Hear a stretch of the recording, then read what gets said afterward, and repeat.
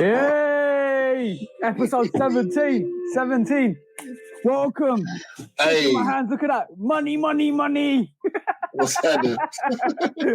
what's going on with that, man? You making it rain in here? What's up?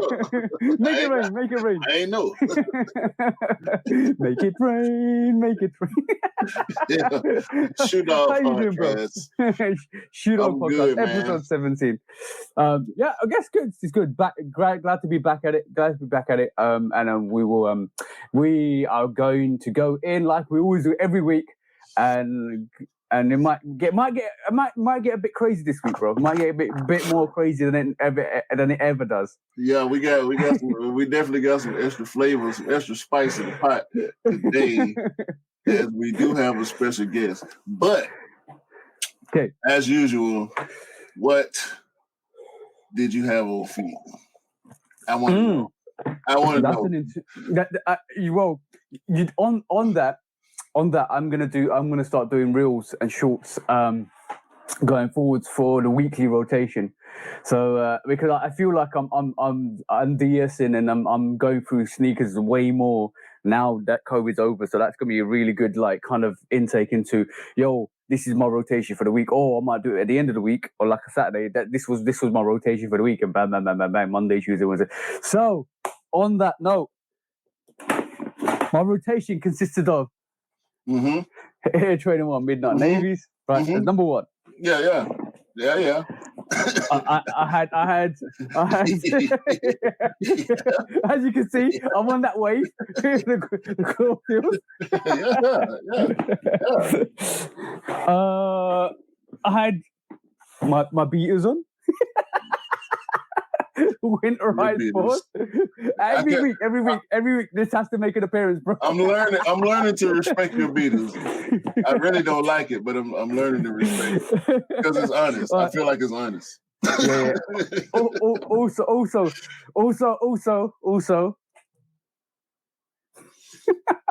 The wave runners running through waves, bro. Running through waves. The wave runners. So have you built a rotation?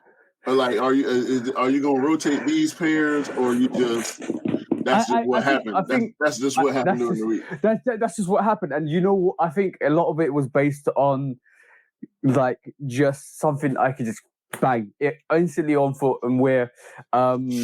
What did I wear? So I'd had the chlorophylls when I went to work. The Midnight Navies were there. The winterized was when I got to shop. Oh, by the way, I missed one shoe, which is in the other room, which is the black Ultra Boost, the copper joints, which is like basically primed it with that copper midsole to it. It's a nice sneaker to actually just wear and rock. So I had like 4 of those pairs, and I still have to clean these. We don't want to talk about what needs to get clean. Like I ain't cleaned my shoes in so long, man. Yeah, bro. I ain't cleaned none of my stuff in like at least a month and a half. Jeez. By the way, I'm not plugging anything here, but Jenny showed me a little tool. And I'm not going to plug any companies or anything here, so I'm going to tell you outside this. But it's a little machine that's got a little circular head to it, and it specializes for cleaning sneakers and especially like midsoles. So I might need to get that because it's like she cleaned like 5 pairs of sneakers in 20 minutes. I was like, yo, that's efficiency. I need that. Oh no, man! I could clean my whole collection in 2 hours. Yeah, I like playing with my shoes, man. You know, I'm sure you might change your mind. But I'll show you later. You might change your mind, bro. You might change your mind. Yeah, but pull these out. Went to the Mary J. Blige concert last night with my wife. Yeah. Shout out to my wife, Melissa J. Went to the concert, man. I said I felt like I had to pull out some class. You know what I mean? Yeah. This class to me. You know what I mean? Like simple colorway, the leather tongue. Yeah. How was the concert, bro? Was it good? Man, look. Okay, so you might not know the Sorry Not Sorry song. It's a little chick named Amaretta. Okay. Then it was Baby Tate. Probably don't know her. Her mom sung the theme song for Love Jones. I can't remember her mom's name, but that was dope. Okay. That was Queen Naja. I don't know if you probably don't know her. No. But then it was Escape. Okay. Then it was Shaka Khan. Oh, I saw Shaka Khan perform last night, bro. Bro, Shaka Khan. Look, Shaka Khan is 69 years old, dog. And she had them young girls out there looking like they ain't know what to do. Like, I mean, the difference between her performance at 69 and these other chicks out here at 20-something years old, I'm looking at the show and I'm like, okay, of course all the young acts go before Shaka Khan, but when she got up there, because she got up there before Mary, and because Mary, she gonna be dancing and everything she do because she a superstar. But Shaka Khan, bro, that was what I mean. That was dope. That was dope. Yeah. I mean, that's it's Shaka Khan, bro. Like, what you supposed to say? You know what I mean? Exactly what are you supposed to say? On that note, I know you picked up some. I know I picked up some, but I know the special guest that we got coming on here with us today, he done picked up some. And he picked up something else. And then he went and picked up something else. But then he picked up something that came out a few months ago. And you're like, where the hell he get that from? And then he picked up something that you ain't never seen before. Because you don't even wear New Balance like that, bro. Like, you don't even... No, but he got the Yeezy slides. He got the dunks. He got the 990s. He got the what's the other? He got all the shit. I mean, it's none other than the DC brother, the Kid Lord. It's in the building, man. Like this thing. What's going on, my guys? How's everything, man? Man, we good. It's like a regular day to us, man. It is. It is. For sure. All is well, man. How are you, man? Kid, you like when I first met you. Happy to be here, man. Just happy to be here, man. When I first met you, and I started seeing the type of collection you build, I'm like, okay, this dude different. For sure. He ain't the typical, but you get a lot of the typical stuff too. Mm-hmm. But you get all the other stuff too. And that's the one thing I always admire about your collection. Like you got so much diversity in your collection, you know what I'm saying? Yeah, 100%. Yeah, like bro, like you were rocking New Balance and Jordan 2s before New Balance and Jordan 2s were a thing. Let's just say that. Because New Balance is just recently getting its hype, but it's pushing the UK. And all New Balance was always, to me personally, before the Joe Fresh goods, just before anything, all the collaboration and protection packs and all of that stuff, New Balance in the UK was always regarded as a dad shoe. Like like, oh, you're retiring, you're going to put that on. But that was a conception in the UK. It's totally different conception to the US and other places. But that's the conception in the UK. And now all of a sudden, that's no longer the case because everybody's wearing New Balances because it's the thing to do now. So you were wearing New Balance before all of that stuff kicked off, bro. And also, and Jordan 2s, I love it, bro. I love the fact that everybody is starting to get a piece. Yeah, everybody's starting to get a piece, man. New Balance is, man, a great thing that we've been rocking in my area for a long time, bro. You know what I mean? So to see it being worn all over the world, you know what I'm saying? And people still pay their homage too, so you know what I'm saying? So, That's a great thing. But on that note, what do you think of the 650? Good question. The New Balance, is it a 650 or is it a 750? 650. I'm gonna say it so everybody can see it. Yep, that's the one, bro. Like, what do you think of these 650s? Oh, the high top joint. Okay. Me personally, I like what they doing with 550s. Period, because they definitely been going crazy for this to be a new colorway and a new silhouette for them.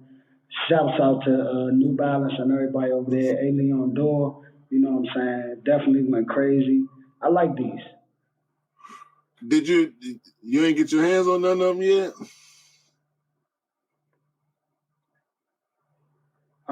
I actually haven't got the one that I want. I actually want the UNC colorway joint. It's kind of like a summer vibe and stuff like that. I haven't been able to get my hands on that one, but I have a few New Balance in my collection that I'm gonna show you guys a little bit later on that you guys will probably like. We know what that New Balance collection do. Okay, like. That's the main thing when it comes to every time I look at a New Balance, bro. Since I've been knowing you, every time I look at a New Balance, I have to wonder: is Kit getting these? Is Kit getting these? You know what I'm saying? Legit, bro. That's a part of my thought process when I look at New Balance, because there's only certain ones that I'm like, okay, really. When I was growing up, go ahead. Come, bro. When I was growing up, that was like one of the only shoes that, was affordable and you seen everybody rocking, and it was very, natural to see New Balance. One of the originals was like one of my first New Balance that I probably ever had was like a 2000 New Balance. It was just like the 550. It was black and gray. It had reflective, you know what I'm saying? And it was a popping shoe at the time. And when I went on from that, I started wearing like 991s, 992s. Like that's what you see most of the time. And then now coming up to the 993s, and then we got the 990s. We got 2002s. We got 2000 VRs. You know what I'm saying? Like all types of New Balance silhouettes that is going to make an imprint on different areas, in which is making an imprint right now. You know what I'm saying? So my favorites, I definitely had to cop certain ones, but if I could cop every joint, I would. You know what I'm saying? But I'm not rich. I will be one day though. Nah, I definitely see a whole lot of New Balance. Like at the concert last night, I saw quite a bit of New Balance, and it was a lot of GRs, but that's the gauge. When you see GRs, that's when you know when something is moving. You know what I'm saying? Yeah, exactly. You can't gauge it off of height. I also, I'm gonna tell you this. Go ahead. It's a dash shoe era, so New Balance it's their time to shine. You know what I'm saying? Like we in the dash shoe era. The 700s dash shoes, the Adidas, the McQueen, even the designer, the McQueens that people wearing dash shoes. You know what I'm saying? Like it's an era of that. So it's perfect. We moving on with the times. You know what I'm saying? And I like that they introduce a new style to the to the culture. You feel me? You know why? You know why, bro? Those must be comfortable shoes. No. Shoes like that and not feel a thing. I wish I had shoes like that. No, they're not, bro. They're not, bro. Listen, every single time. Oh, wait. I ain't talking about New Balance. I'm still stuck. I'm stuck on when he said McQueen, right? Because every time I see somebody, a celebrity or a popular person in the culture, when they talk about wearing these high-end, high-fashion shoes, they feel like garbage. You know what I'm saying? Oh, okay. So I'm talking about dad shoes. I'm talking about the 700s, the New Balance. Because no. Super. Yeah, exactly. And that's why I said comfortable shoes, bro. Comfortable shoes. I was gonna say, I feel like that shoe is kind of like a baby of a shell toe. Baby Adidas joint. You know what I'm saying? Like that's what kind of birthed the Alexander McQueen sneaker. You're right. Yeah, because I saw quite a bit of those, and I don't like the fat midsole thing, man. It's just nah, I can't do it. But Kick,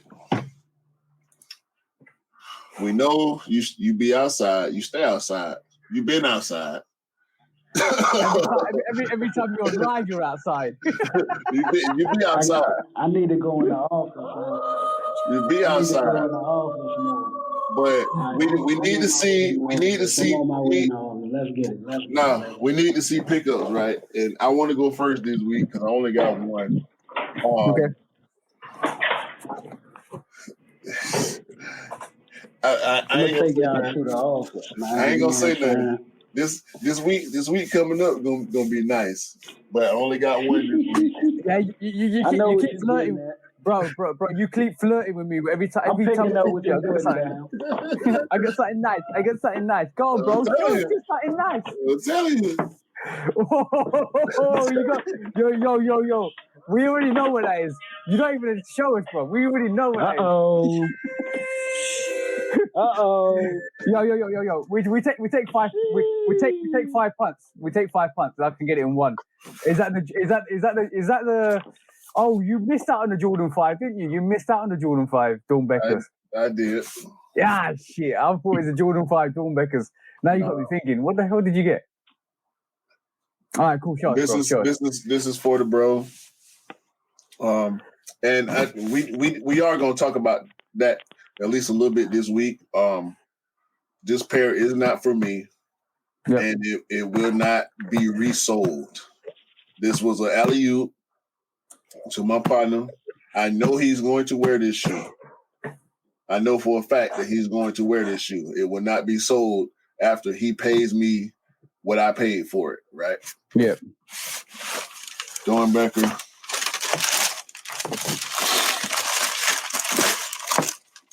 Lebroskis.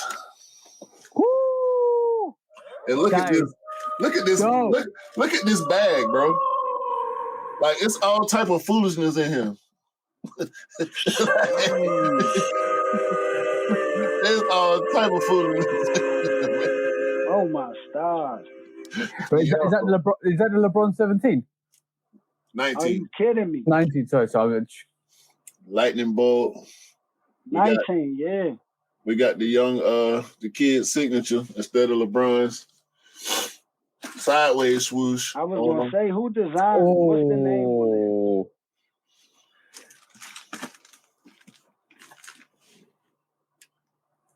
it? Never back down. Detailing on those is crazy, bro. You gotta get into those. The lightning bolts. This is ridiculous, bro. You know what that reminds me? You know what that reminds me of? Right here. Like, why does this shoe do this? Crazy. I'm gonna pull up something quickly because this sneaker reminds me of the Dornbecker 7s. See that color block, that kind of slight color it's got, the iterations of that color, like that bit of red and dark red underneath and the undertones. It does remind me of a bit of the Dornbecker 7s. Yeah, these hard, bro. Yeah. I mean, it's like a LeBron 7 at the top, right? Yeah, for sure. I mean, show us the soul. I never. Keith just pointed out something to me that I didn't notice. What's is kind of like the Jordan 7. Yeah. But it swing all the way around the back. That's crazy, bro. That is crazy. So them joints go hard. Yeah. What I will say is that whole Dornbecker pack goes crazy. What's the name on the box on those? Look at that soul, bro. I mean,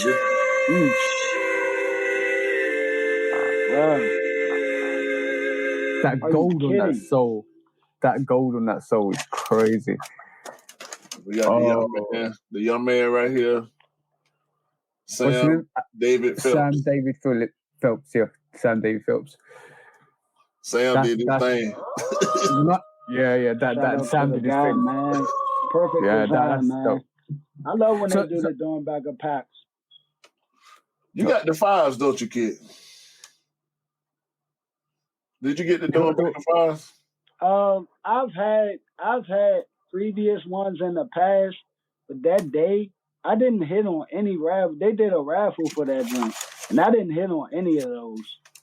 Yeah, I hit on sneakers, man. That's the crazy part about the whole situation. Like, that's two shoes that I'm praying they go down a little bit so I can go ahead and dip my hands in there. Or if I even find them in my size, like, that's a pair that you don't even see, like, walking around. You know what I'm saying? You're not going to see that everywhere. They only drop that certain establishments. Very limited, you know? Yeah. I hit on the line, man. I was happy, even though it's not my shoe. I do kind of, and I'm gonna go ahead and wear this for a second.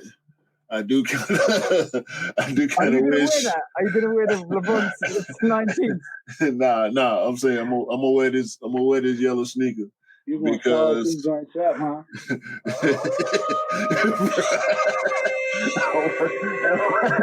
I want to test them out. Yeah, I want to see what they do. Dog. You dirty shoe dog, you. You dirty shoe dog. Hey, look, it's a 12, right? So we know LeBron's big, but they fit real snug. Yeah. So you got to kind of go up half a size sometimes with certain LeBrons, especially new LeBrons. Yeah. It's a 12. So that means I would have went up to 11 and a half. So I'm still only a half size off. I want to.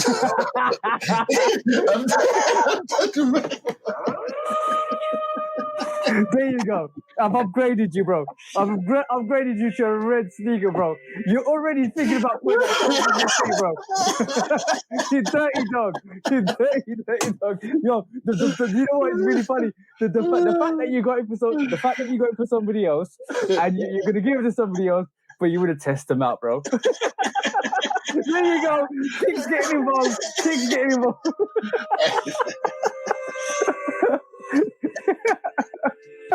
I'll take it, bro. It is what it is, man. That is what it is, bro. It is what it is. You know what? Sometimes when you get a masterpiece in your hand, it's very tempting to actually just kind of just say, "Yo, this is dope." Why the hell did I not even go for my size? Yeah, but I mean, I didn't want them because I couldn't wait, bro. Hey, it is what it is, man. All right. So I'm gonna go before Kick does because I've got questions to ask you, Q. Here we go. I got some questions to ask you. Here we go. Let's get it. So this week, I picked up a very nice sneaker, right?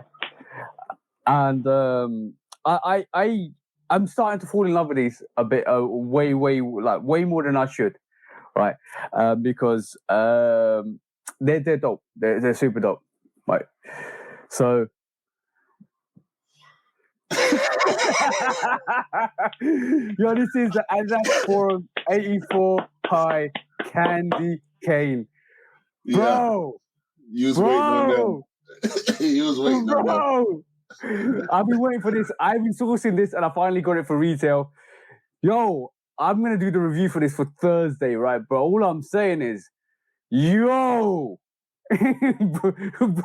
bro, you need this. I'm cute. I'm not joking you. You need to see this in hand. You need to see this in hand. 100%, bro. Look at your face, bro. You're like, I don't need, yo, like, I'm going to give you everything on this. I wore these yesterday, bro. Like, I don't need that. I mean, look at that. I'm just saying.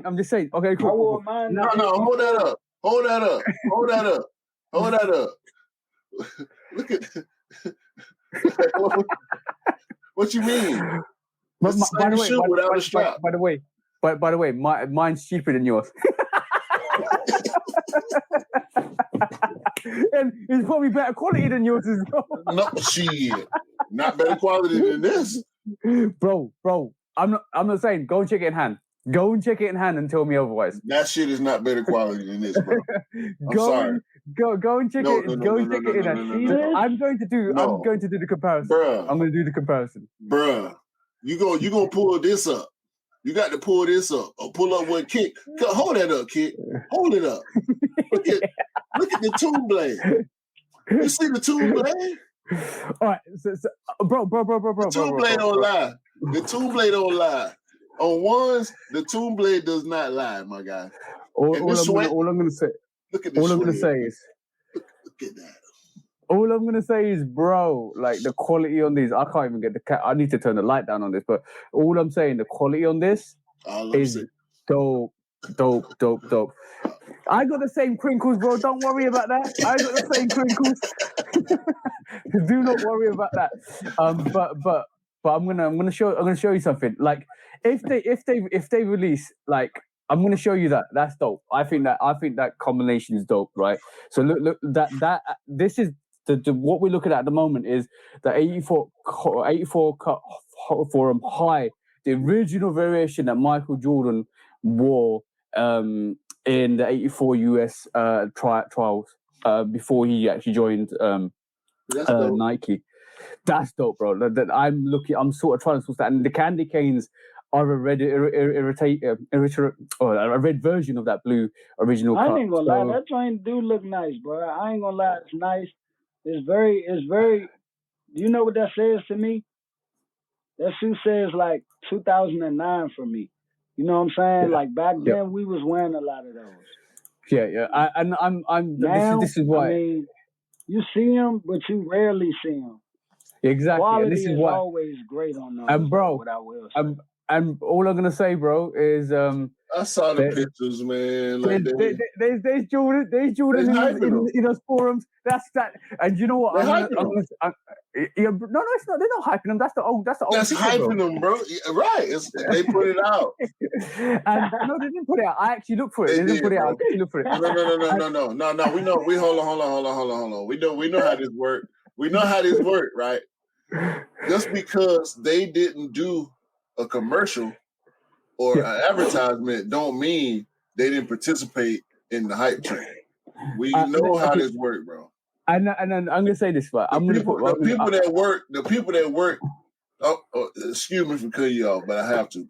Yeah, go on. The people that work for, let's call it the street team for these brands, the people that actually know who the influencers are, they know who the plugs are, they know who doing the backdoor shit, like the people who actually on ground level, on ground zero, participating in the culture that work for the brands. We know those people exist, right?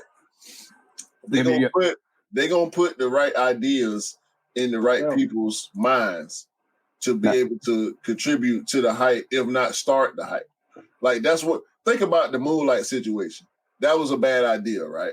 No doubt. The brand ran with it.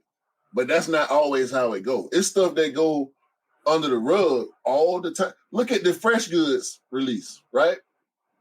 If people realized how much hype was actually on that shoe, but it's levels to hype too, ain't it?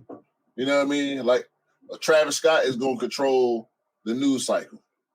Mm-hmm. The Fresh Goods is there, and if you're trying to get it, it's hard to get. It's just as hard to get as a Travis Scott. Yep. But not that many people know about it.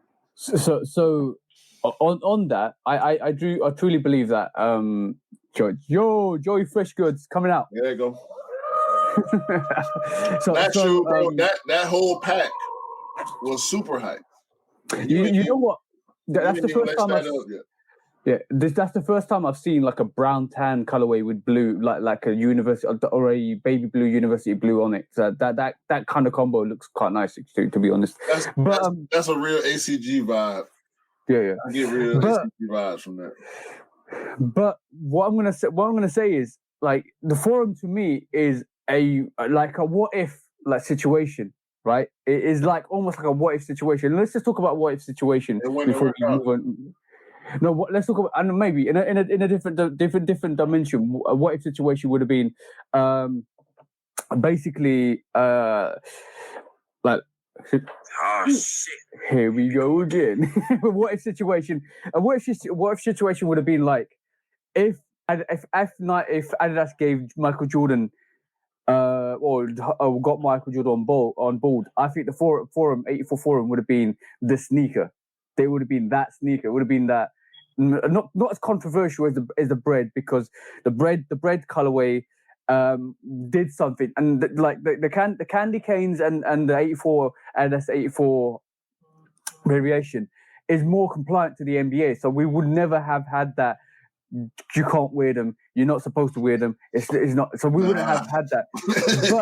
But Michael Jordan would have been wearing. Now, we would say they have a collab on a forum with Eric Emanuel that was a McDonald's All-American collab, and it was a Eric Emanuel collab when last summer, when his shorts were selling out and within minutes.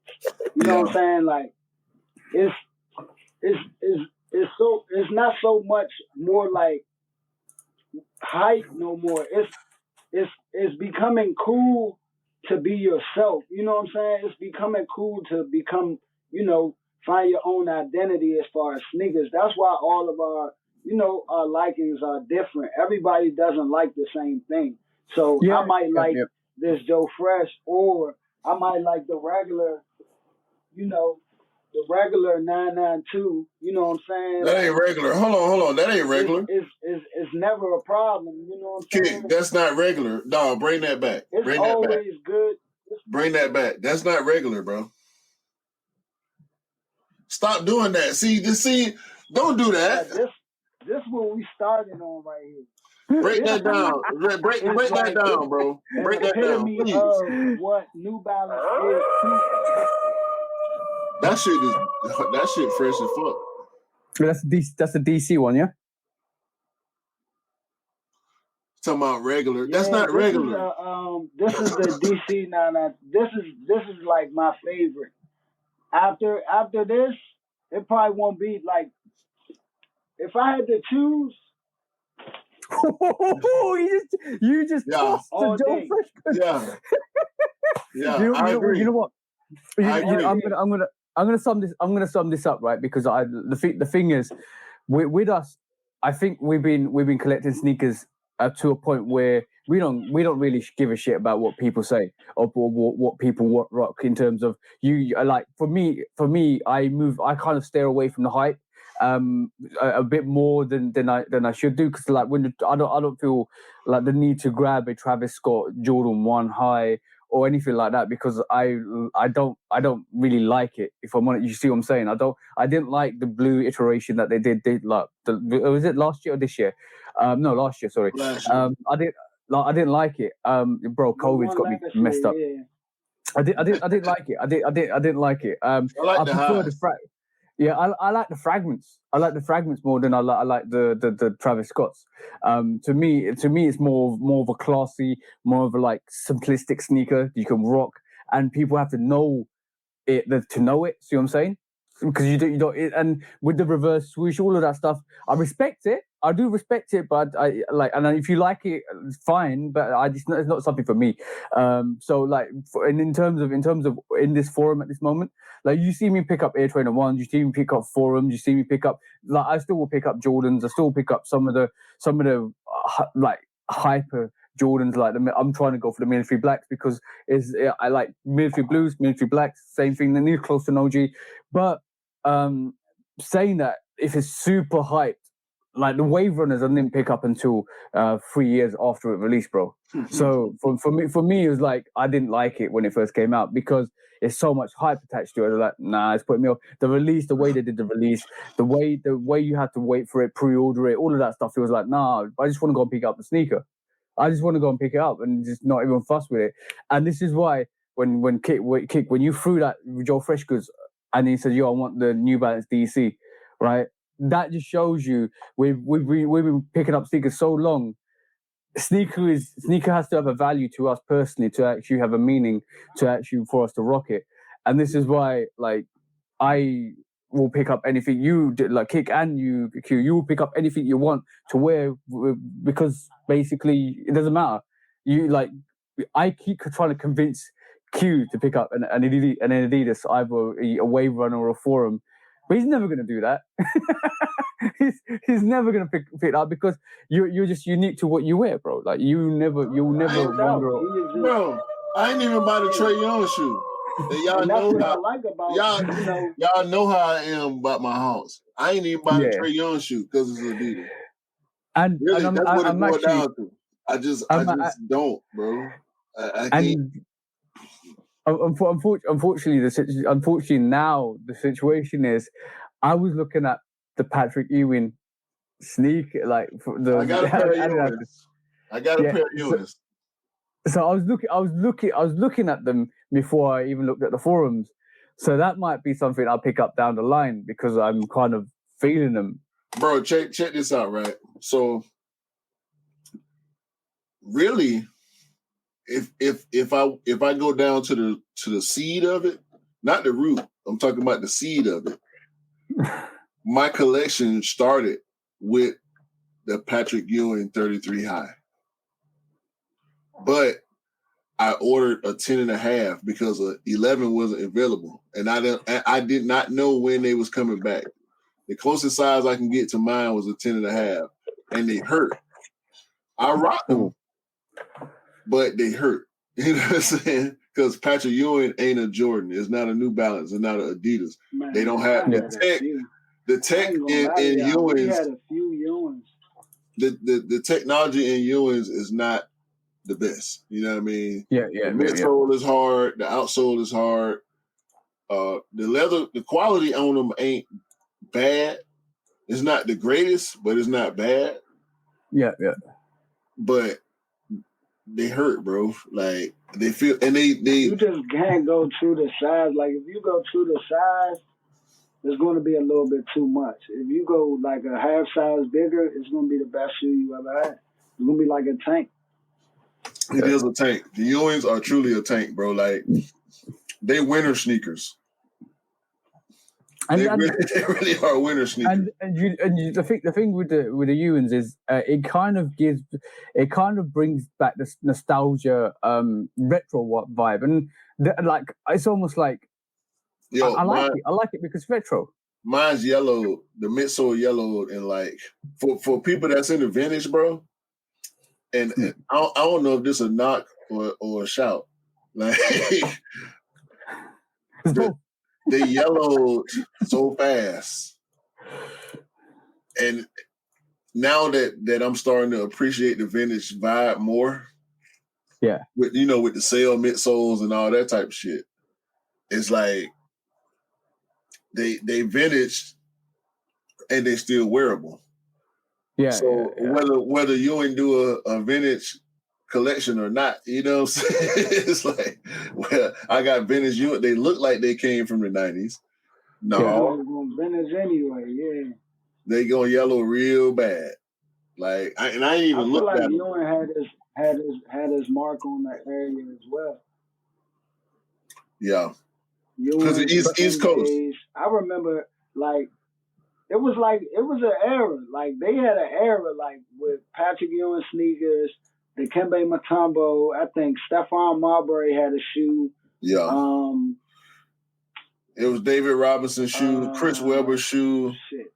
Like in the 90s, Freewheel had a shoe. Yeah, you remember the one with the spinners on? That was a given. Penny was a given. You know that. You see it up there. Yeah. Hey, that I don't even want to talk about it, but I got to. It's coming back. The OG is coming back. Ooh. Coming back. It's coming back this year. I mean, we haven't mentioned it. Yeah, bro. I don't know. It's not white right here. It's black. Yeah. I'm talking about, that's why I said the OG. Yeah. The You know, OG the OGs Orlando pennies. have the white bumper. Yeah, they coming back this year. I gotta have them. I gotta have them pennies, bro. So the situation is, bro. The situation is, like, my kind of dive into sneakers went from the shallow end to it's getting way into the deep end. So it's like not only am I picking up Jordans, and now I'm starting to look at Adidas and Yeezys, and now my finger might dip into the New Balance in the future. So it's a problem. It's a problem, bro. It's a good problem, but it's a problem, bro. Yo. So what you done picked up recently, kid? I was gonna say, bro. Huh? What you picked up recently? I'm gonna show you. I got a few items that I just picked up. Where should we start?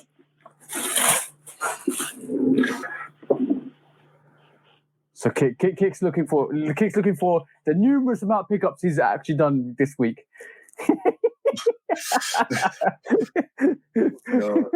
Y'all need to, if y'all follow Kick Lord, man. Bro be on some adventures out there, man. Like the stuff he come up with, you know, vlogging, the whole wow. Like Kick got dope content, man. So on the thing. So Kick, tell us a bit about yourself in terms of the story. Like give us some background of how you started, how you developed into. Show y'all my recent pickups right quick. Give me 1 second. And I'm like, all right, cool. That's about 6 or 7 sneakers there.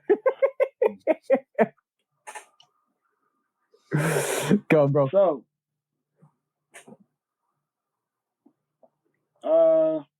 I'm gonna show y'all one more after this because it's the one that I grabbed yesterday. But I'm gonna get into this shoe. This shoe right here, we all can, you know. Only reason why I'm getting into this one first is because this is a very controversial sneaker. I feel like this sneaker right here is becoming to be the new Air Force One. You know what I'm saying? Yeah. It's safe to say, right? The Pandas, yeah? The Dunk Pandas. On purpose. A new Air Force One, without a doubt. You know what I'm saying? Yep. This comes out damn near every day now. We need it to. We need it. This sneaker right here is kind of a necessity. It's a tuxedo. You know what I mean? Yep. It's a tuxedo, black and white. You can wear it with anything. Necessity. Moving on, because I mean, a dunk is a dunk. Y'all know me personally. Have you put them on feet? Have you put them on feet? I like everything though. We're not just gonna say I like dunks. Next, red is my favorite color. Most of y'all might not like this. This right here, for me, is like a uniform. Okay. I could wear this shit all the time, beat it up.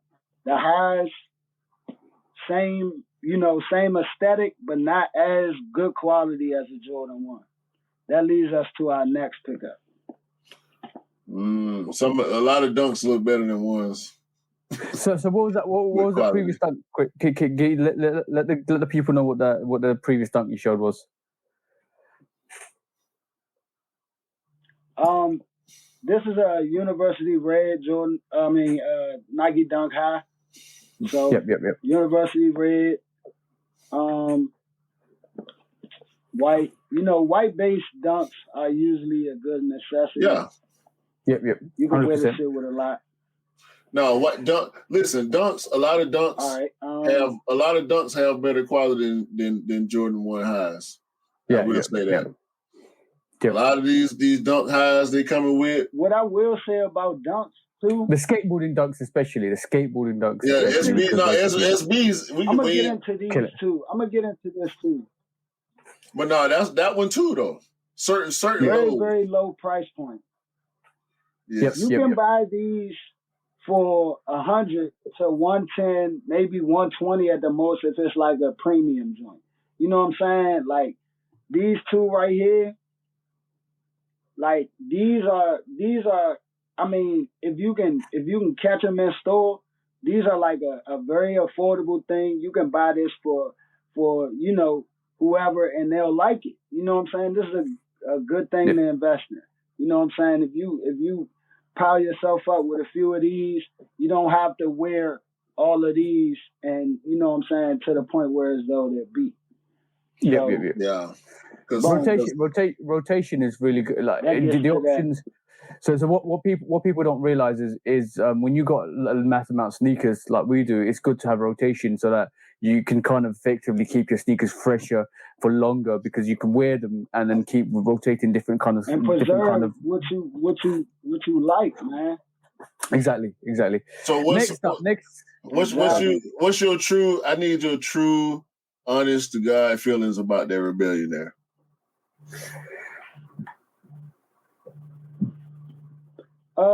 This shoe right here, I love it personally because it's a shadow and it's very, very wearable. You see what I'm saying? The graffiti might seem like a lot, but when you pair this with like, contrasting colors, maybe, you know what I'm saying? I'll show you. This shoe right here, like, it goes with the necessity, bro. You can wear this with the gray sweatsuit. You know, you ain't gotta do much when you got these on. You know what I'm saying? I will show you what I've done. Speak for itself. There's something if you wanna go out and get some looks. Bro, you know what I'm saying? This. You want people to check your feet out. This what you get, man. I ain't gonna lie to you. It's so many people that have so much to say about the writing, but to be honest, this shoe was never gonna be bread colorway. You know what I'm saying? This rebellion was not gonna be bread colorway. One thing I will say is this shadow colorway, I believe, is one of Jordan's, if not his favorite. This is one of his. They released the shadow. They released the shadows on his birthday, bro. In 2018, they released it for his birthday. So that the shadow one is his favorite colorway, color blocking. So that's what I did with the Rebellionaires myself. Exactly, and that's why I believe that they went with this colorway, bro. Mm-hmm. You know what I'm saying? So a lot of people. Sorry, keep cutting you off. A lot of people didn't realize what that sneaker means, and by this time, my video's already played, so I can talk about it because this is going to air on Tuesday. So the Rebellionaire. So the message behind the Rebellionaire is a rebel millionaire. So basically, that's what Michael Jordan became because he rebelled against the NBA to wear the bread or the air shit first of all that got banned and it knocked onto the bread colorway. So that's the reason why it's called a Rebellionaire. And a lot of people don't kind of understand that meaning because he became a millionaire by not joining Nike and going against the standards, breaking boundaries, expanding the margins. And therefore, he became a rebellionaire, a rebel millionaire. So basically, that's what the sneaker means. The reason why they did it on the shadow. He paid the price. Yeah, he paid that price. Yeah, you know. Exactly. So, and also the reason why they did it on the shadow colorway was because basically that's his favorite. Like you just said, it's his favorite. Yeah, his favorite one colorway. Favorite one. Yep. And the reason why they put the band Mango. on it is to give. So why not get it? Yeah, so and the reason why they put that X on the back was because basically in the 2011 pair they pay homage to being banned. Exactly. So and then that kind of pays homage to the 2011 bread banned Jordan 1, which is obviously replicated to that. But what kills that sneaker for me is you can take all of that off, but the graffiti has the most meaningful thing, and that is they can't stop you wearing them, and that message itself should be taken. For me personally, is they can't stop you doing what you want to do. Do it. And it goes back to Nike just saying, just do it. Because basically, they can't stop you. Earlier, not to cut you off, TJ. Yep. It became so popular to be yourself. Individuality is in nowadays. Exactly. You know what I'm saying? Exactly. So wear whatever you want. You know what I'm saying? Don't think about what's hype. Don't think about what everybody is into. Man, wear what you like to wear. You know what I'm saying? Yeah. So boom, moving on because I don't want to drag this on too long. No. Georgetown 85 high. This is my fourth that I'm gonna go with. You know what I'm saying? And these are my within maybe a month or two, the last pickups. You know what I'm saying? So I'm just showing a few items and giving meaning why I'm showing these items. This 85 high Georgetown cut, you know, we can get into everything about this shoe. This is like the design as well as the story as well as a colorway that, you know, you don't normally see on the Jordan 1. And this isn't the actual PE color. They got the PE in the Nike store in Georgetown. I'm in DC, so we got the PE in Georgetown. It's on display. The whole from 1 all the way to like 35, I believe. They have it in the display case and they show it off. And this colorway is better executed than the original Jordan 1 PE, but this is a great 85 high. I had to get it. I like it. You know, moving on. Boom. Last, Go, bro. I've held them in hand, bro. Those are dope. Those are the, what do you call it? The court purple. This is like one of my last pickups for the toe. You got to put them on toe, bro. You got to put them on toe. LA court purple dunk. Bruh, you got to put them on toe. I'm definitely putting these on toe. You know, I need to see it. What I will say to you guys I need to feel it. A lot of my shoes, I won't wear them because everybody else have them on right now. Like, oh yeah, you when do the same everybody thing as take me. these off, then I'll wear. You know what I mean? Yeah. I want everybody to, you know, lay off of it some. Maybe the hype died down or whatever the case. You know what I mean? But that's one of them ones, bro. That's one of them ones that you gonna see. That's a pop out. That's a pop out. What I will say is, I'm not taking none of this off. I'm not taking none of it off unless I get an extra pair or something. No, I ain't that I will guy. be obtaining the rest of the pack, so stay tuned. Okay. You know what I'm saying? We unboxing stuff. Okay. You know, we got to unbox it. You got everybody. Yo, Scott, you got everybody collecting packs. No. This man, he done made a declaration, boy. That man said, I will be getting the rest of the pack. Stay tuned. Y'all don't understand. This will happen. This is what I mean. When Kick put his mind to something, he gonna accomplish. You know what I'm saying? It's a beautiful thing, bro. That's what we talking about. So 100%. That's that, man. What's the other one that you want to show us, Kick? You said there was one more that you want to show us, but you was like gonna wait to the end. You know, the thing is, Kick does exactly the same thing. Man, you know, he's a local from the area. You know what I mean? And I mean that should kind of tell you why I got these. I mean, I really don't need an explanation, but I'm gonna give one anyway. You know what I mean? But you know, y'all know I got the other one already. Y'all know what year last year was. So boom. 75 years. Anniversary. 75 years, bro. 75 years. Was it the what variation is that again? I can't remember. Nike Dunk. This is the Brooklyn. It's Nets, right.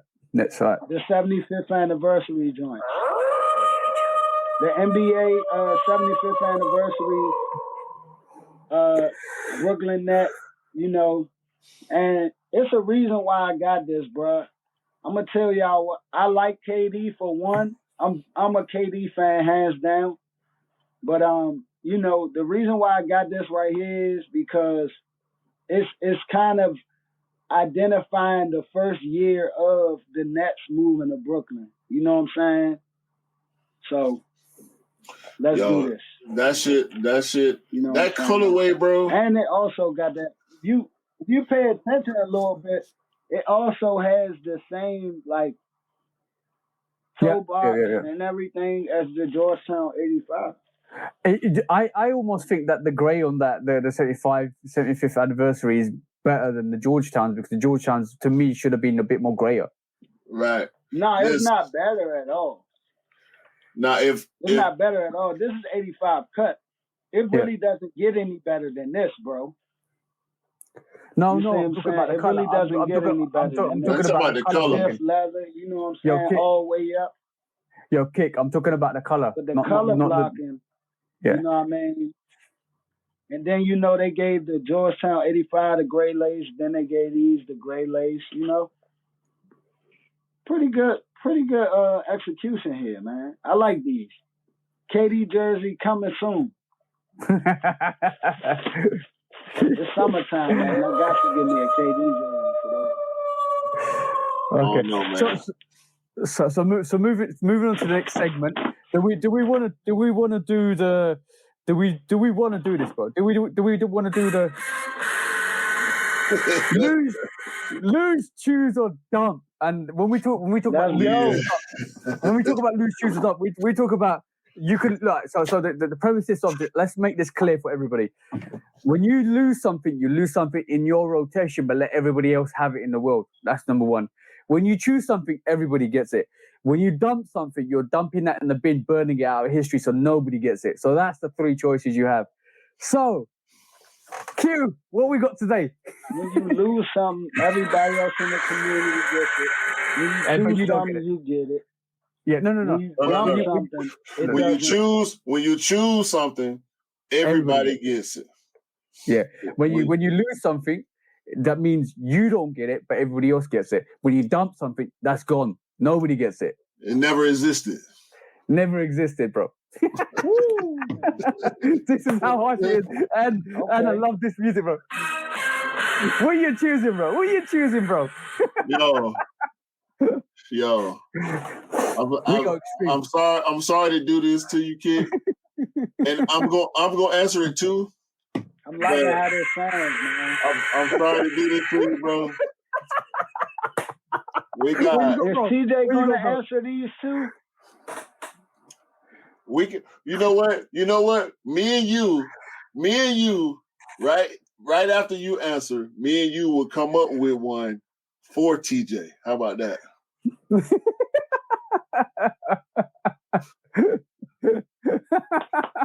New Balance. Hey, I like how you think. Let's get it. New Balance. Coming for you, TJ. New Balance 992. Okay. Nike Dunk, Jordan 1. Oh, drama. You put me in the hot spot, bro. Yo, this is a chokehold. That's unfair, bro. Is it even a question? It is. We don't know. We don't know how your mind works. That's what we want to. We want to know. We want to know. Choose. I'm choosing this. Oh, yes. Oh, the 992. Yes. Gets to choose. So everybody gets that 992. Hands down. I'm gonna make it easy for y'all. All right. Cool. So this is the hard. This is the hard part.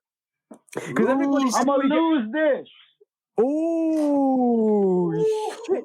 So okay, I'm okay, gonna lose this. So are we literally saying you're dumping the Jordan 1 out of history, bro?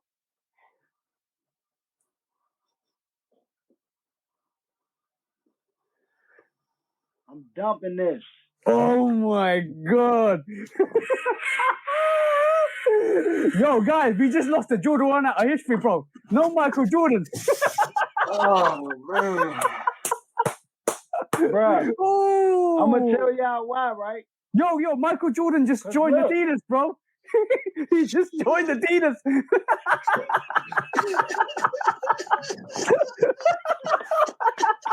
I'm gonna tell y'all why, right?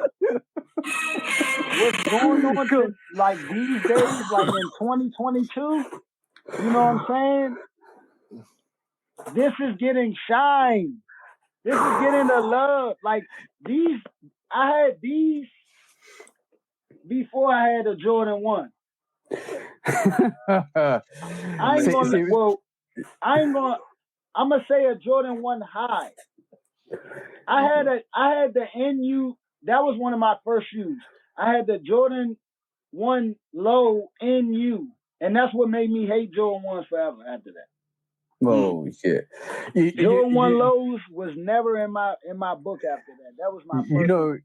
You know this choice would have been so easy for me because I was a skater when I was young. I wore DCs and New Balance before that. I wore Jordans, but they were like 2s, 3s, stuff like that. You gave me an option to keep the Jordan 1 or lose the Jordan 1. Hey, man. It makes sense. That's why I did. It makes sense. It makes perfect sense. My favorite Jordan are the 4s, man. You can't get me with a Jordan 1, man. It makes sense, bro. With a Jordan 1. If you just said he made it make sense. Like, well, I can't say nothing. He made it make sense. And Kick was just like, get out of here, Jordan 1. Get out of here. Get out of here. Hey, man. Listen, I respect it. I respect it. I used to skate when I was coming up.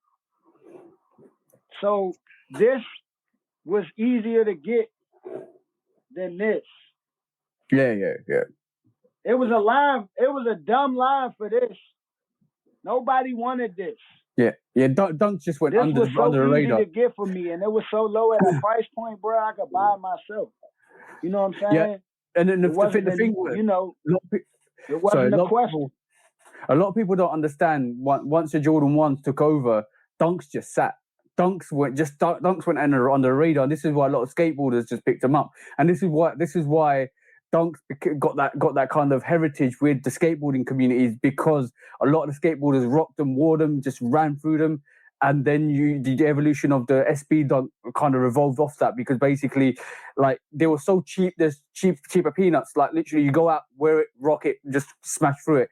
And there was not, except for the cut, the build, you can get similar colorways to a Jordan 1 anyway. So from that perspective, like, why wouldn't you do it? Like, anybody that's on that kind of economical like line will just be like, yo, I'm not gonna get a Jordan 1. I'll get a Dunk. It's easier, it's cheaper. Your mum will probably pick you up a Dunk thinking it's a Jordan 1. Yeah. Yeah. But, hey, exactly. What I will say is, like back then in my area, we were wearing more bulkier outfits. So the Jordan 1 wasn't our go-to as like when we was coming up, as the outfit started getting more slimmer and stuff like that. The Dunk has always been chunkier than the Jordan 1. You know what I'm saying? So this would be easier to wear with the puffier, outfits than now, whereas though we wearing more like, whereas though the shoe is more exposed now, to whereas though we can wear these and they can get the justice that they supposed to get. You know what I'm saying? Mm-hmm. But back then, we were getting more like nostalgic sneakers like Jordan 15s, Jordan 17s, Jordan 16s. I remember when Jordan went to the Wizards and they dropped that Ginger 15, bro. That was like one of the most sought after sneakers when we was in, freshman year. Like, it was crazy, bro. So just going back to, the actual subject, I was wearing these back then more because I was skating at the time. So I was wearing we had DC shoes, which were Rob Dyrdek sneakers. Right. I was wearing those. I was wearing more Vans. And I was wearing New Balance. Right. Like the 991s, 992s. We wore Air Force Ones. We wore the shell toe Adidas. You know what I'm saying? That was our aesthetic. We wore Air Max 95s, the Charles Barkley Air Max, the black, red, and white joints. I remember those because I had them. Like, stuff like that, bro. That rides over this any day because they were so limited. Not everybody can get this. You know what I'm saying? You couldn't just walk in the store and get a bread jewel one, because back then they weren't giving the ones a lot of different colorways like they are now. They giving ones a lot of different colorways. It was more OG. They might have re-retroed the royal toes, the royal ones, all blue, stuff like that. You know, I had when they did the Co JP, the ones. I had those, but I wasn't like that. Wasn't really my go-to back then because we were wearing big ass jeans, like crazy big jeans. Yeah. It was And me being like 65 to 85 pounds, wearing them big jeans, I ain't want to wear no shoes that was, you know. Yeah. Hell yeah. That makes sense, crazy bro. times, man. I miss those days. So yeah, I mean, no, it makes sense, bro. Like I respect the choice. It make your story. That's the thing about the sneaker culture. That's why we like having people on here to hear the different stories, because the story is what shapes the collection in a lot of ways, and the story shapes your mindset, and the way you look at certain stuff, then the different ties to things you have nostalgically versus what just look good. Like, it's a lot of stuff that look good that I like, that I'm like, yeah, I can see myself rocking that. But certain stuff, I'm like, nah, I gotta get that. You know what I'm saying? I remember that. And I know we in different age groups, you know what I'm saying? Comes to play at, that's the collective part. Yeah, definitely. And then when you start to build your collection, for me personally, it's and I'm pretty sure it's like that for a lot of sneakerheads. Certain stuff you give it more value than everybody else does. Because it's like the value. What people forget to realize is the value of a sneaker is dependent on the person. Like you guys are saying, like the value is like how much. It might be how effectively hard it's to get, how much hustle and grind you have to get it, how the colorway, the history, all of that plays a massive effect, and it also comes across from your childhood as well. What you were wearing, how you were, and how nostalgic it is, and all of that stuff plays a massive input into the pickups you do. And cute, like I kick kind of personified that with these choices. So in realistic terms, that the reason why you picked that 992 is because it's something, it's associated with your hometown, bro. Like and where you come from, and it represents what you're into, sure, and your identity as well. So you being from a skateboarding background, you more than likely to lose that because you want other people to respect that. And Jordan 1s is not your thing. So in realism terms, even though you pick them up, it's something that you don't resonate with. And you got to respect that. You got to respect anybody's choices. And the whole lose, choose, and dump thing is not.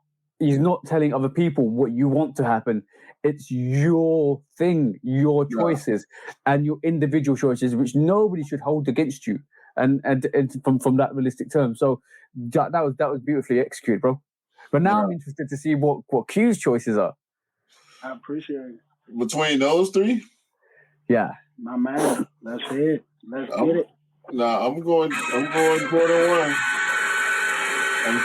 I'm choosing the 1. Yep.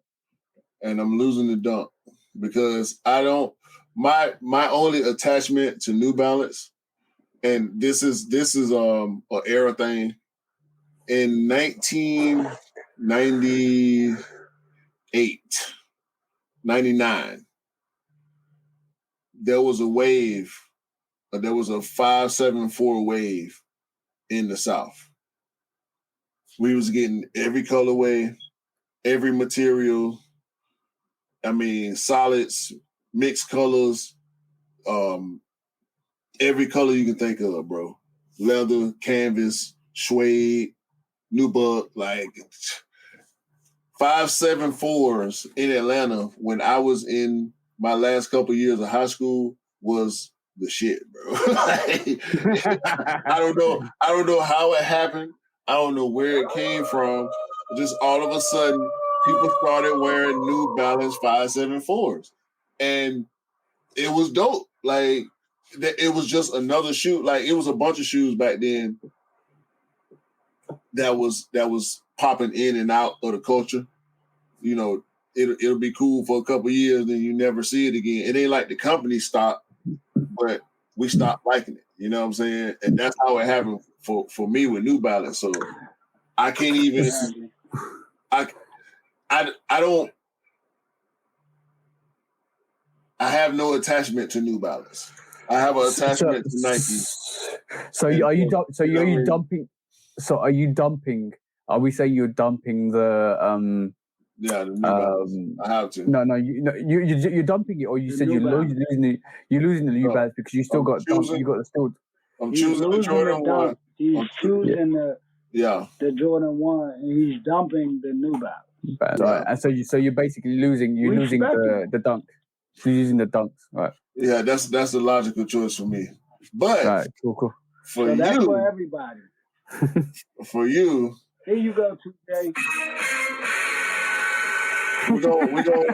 We're gonna switch it up a little bit for you. So I want to know from you, Jordan 4, Jordan 13. What you want to do, man? Jordan 4, Jordan 13. Okay. And Air Trainer 1.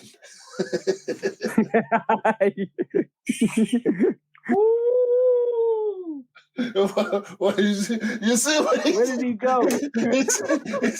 He trying to hide. What? He trying to hide. He trying to hide, bro. No hide Jordan 4, Jordan 13. And I was like, what? Oh, the Air Trainer 1. Yeah.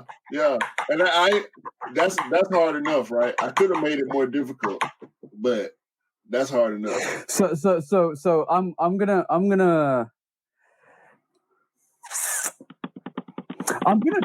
dump the fours. What?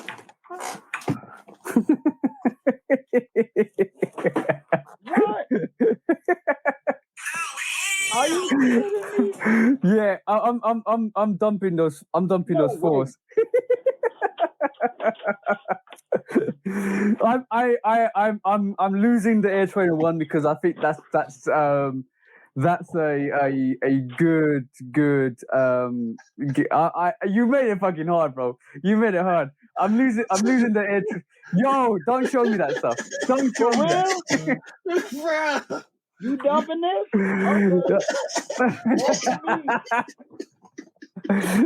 It's my choice. I'm dumping the fours. I'm choosing the 13s. Comfortable sneaker, beautiful design. Love the pants. You choosing the 13 over the 4. Yeah. That's one of the most comfortable Jordans I ever. It is. And the reason why I'm choosing the 13 over the 4s, I'm dumping the 4s. I think I'm just getting into the Air Trainer vibe, so I don't want to dump it. And it kind of has a lot more. It has a lot more history, a lot more kind of meaning, and a lot more emphasis in the Air Trainer 1 that I'm still learning. So I don't want to dump it. Because like I want to learn more about it, even though I lose it out of my collection. But the for me, between it comes a simple choice between the 13 and the 4. I love my 13s, bro. I'm not joking. You know me. I'll pick up every 13 over any 4, bro. Believe this. I cannot believe this, bro. I cannot believe. I'm just saying because, like, bro. No, like, essentially, you choosing. Bang the gavel, bro. You choosing. you choosing the Trainer 1 over the 4. That's what you're doing. Yeah, because I kind of think that for a utility sneaker, for a trainer, it can do a lot more than a 4 can. So and the history. I'm thinking of it logistically wise. I'm just saying because I think personally, like for me, the Air Trainer 1 still has a lot more. Like think of it this way. The 1, the 2, the 3, skip the 4, the 5. it still would have had a lot of more meaning going forwards than you know. Way, bro. I can't believe this, bro. I'm appalled. I am appalled at this.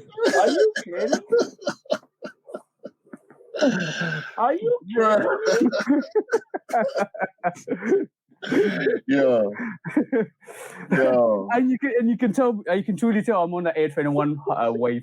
I can't believe this. I'm sorry, I can't believe this. I gotta give you the red sneaker. Well, that's my choice, bro. Red card. No, Are you serious, cuz? because you went way too far in the explanation. You could have stopped before you said 1, 2, 3, 5. And no, bro. That's what. Yeah, then come up.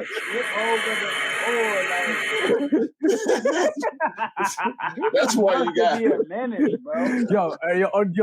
On a realistic thing, like the 13 is probably one of my, like I picked up 13s before I really picked up 4s properly, because like for me, my favorite one of my favorites is the 5. 5 is like my favorite silhouette. Then it has to be like 13s and 12s. For me, truly, like that 13, the design, the concept, the kind of inspiration behind that brings so much to the game. So I was gonna pick 13 over 4. And I love the 4s, and it's unfortunate that I have to dump it, but I love the 4s. But with the Air 21, the reason why I just chose to lose it and give it to other people that want to wear it, it's such an underrated sneaker. Forget the Travis Scott line. I don't really like it. That's absolute bullshit, like rubbish. But like for me, the inspiration that like Tinker did with the Air 21, with the Jordan 3, with everything else that built off it, it's inspirational. And like we like me and Q always talked about the whole Andre Agassi and what do you call it, the Bo Jackson effect on that. Oh my goodness, the Andre Agassi. Yeah, and not a lot of people appreciate that. And even the fact that John McEnroe had it in '84, premiered it in '85, before premiered it in '85, premiered it in '86, and then released in '87. Literally goes to show like the significance of that sneaker. So this is why I'd rather lose the Air 21, me personally, knowing the history behind it, because it had such a massive impact and not a lot of people recognize that. So this is why the 4 for me is a beautiful sneaker, gorgeous. But the thing is, when you put me in the corner like that, I'm gonna choose what I'm gonna choose. And the 13, like, bro, he got game 13s, Flint 13s, bro. I pulled out 13, like Flint 13, anything like that. Yo, I'm down for. I love the way the 13 is designed. Yeah, when you put that 13 on feet, you almost feel like a panther, bro. You almost feel like you can take on the world. You almost feel like, yo, come, let's do this. See what I'm saying? So for me, that's my choice. This is the reason why I chose what I chose.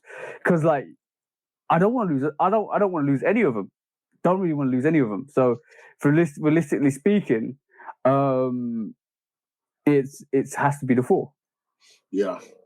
Well, I mean, hey, I can't knock your choices. Look like Kick having some technical problems over there. But yeah, that the 13, bro. As much as I love it, I can't choose it over the 4. I just. Bro. I respect that. I do respect that. Because the thing with me is, any beautiful 13 that comes out, I will pick up. I picked up the court purple 13s. I picked up the obsidian 13s, even though he got game 13s. I picked up red flint 13s, the blue, the OG 13s. Like, bro, for me, that sneaker itself, it doesn't really come out as much as like a 1 or a 4 will. And the 4 is obviously getting pushed more and more. But for me, like, I like underrated shoes. I do like underrated shoes because I don't really think 13s are underrated. they're not Like every silhouette been hoarded out a little bit, right? Yeah. Like we can. My sound was messing up. That's cool, bro. That's cool. You That's good fine, now? that's fine. Somebody had called and it fucked up the sound. I mean, it messed up the sound. Just give me 1 second. I'm gonna try to leave out and tap back in. Cool. Right, no worries, bro. With every silhouette we getting, and we will continue to get. There's no doubt in my mind. We will always have bad colorways. You know what I'm saying? Mind you, I'm gonna get so much stick from this. I know it. No, I mean, you changed the 4 over the 13. You changed the 13 over the 4. Yeah. I mean, Hold you on. see my reaction? Hold on. No, that's a bad comparison. That's a bad comparison. I know it's a bad comparison. That's the only ones I got, bro. You got your breads behind you. Don't do that. Don't do that. You got your bread fours behind you, bro. Do not do that, bro. You not finna hold up that winterized Ford next to that Flint and try to act like it's all good. No, man. No, it's bro. all good in there. But listen, you take this, okay? You racking up the cars today. You are racking up penalties today. This man, how you gonna, bro? No, bro. No. You're not pulling out no Flint 13 and holding them next to the winterized Ford and thinking that's gonna fly, bro. That is not flying around here, bro. There's no comparison. There is no comparison. You trying to get over on me. What are you choosing? What are you choosing, though, bro? What are you choosing? The Flint or the winterized? No.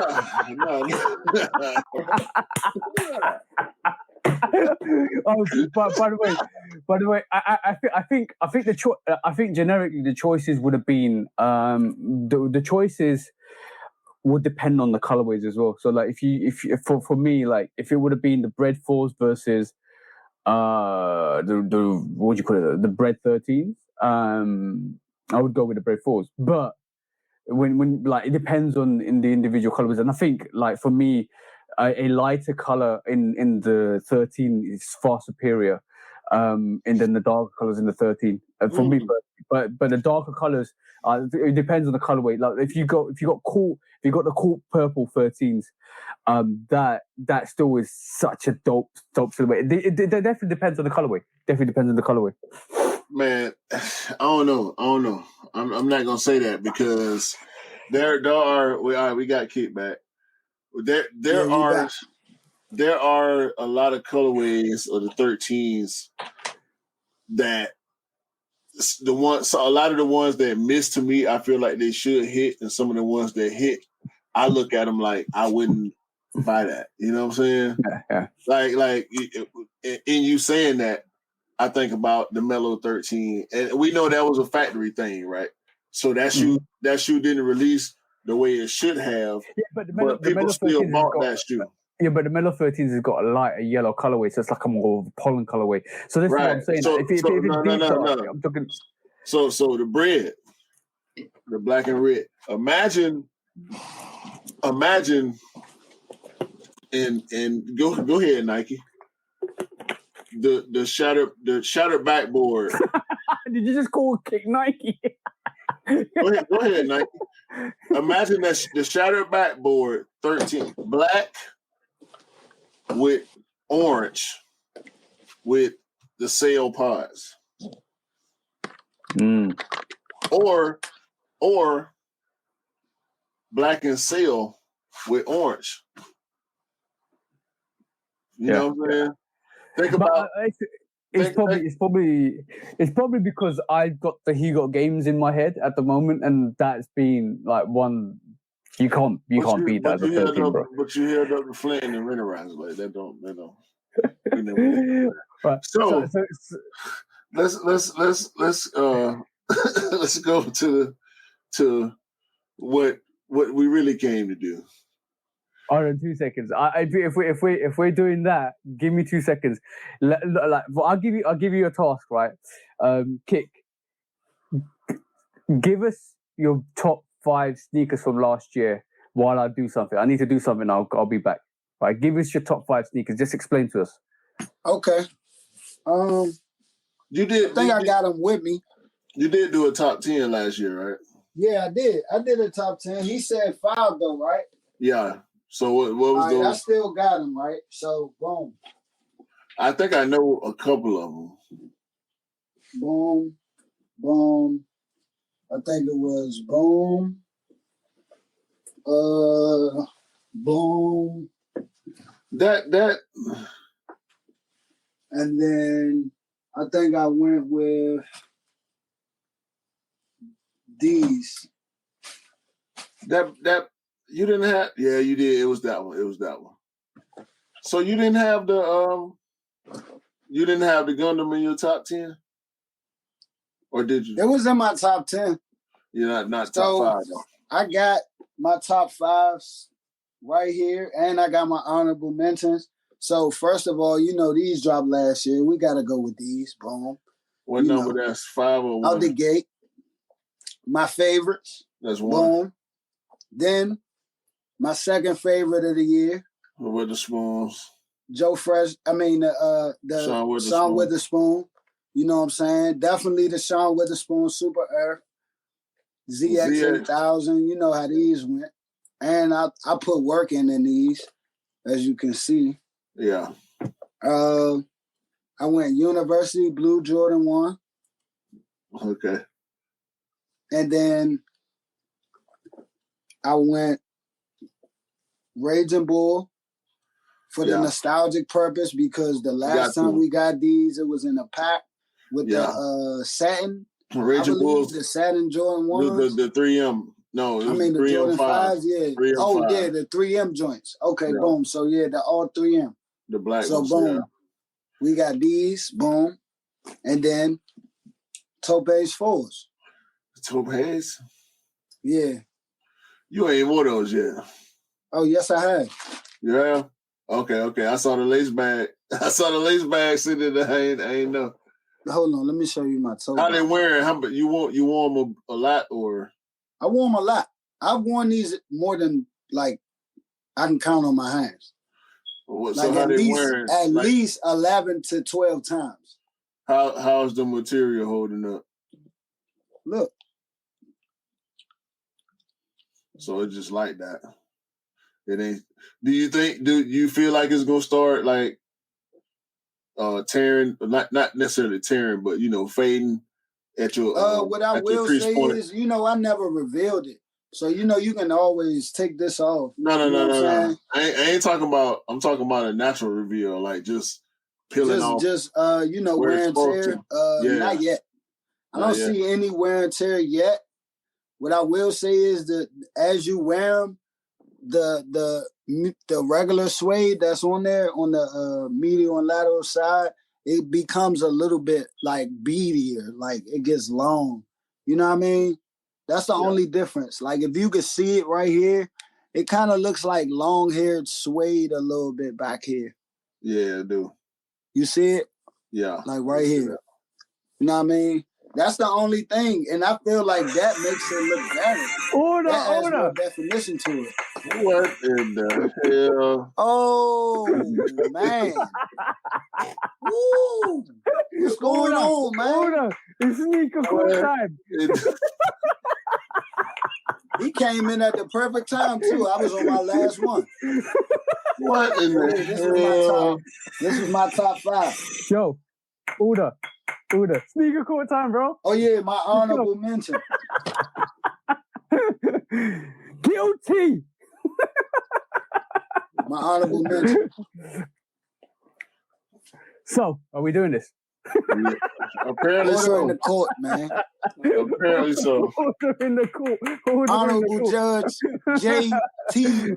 presiding. God, what's our court case today, bro? Am I on the docket?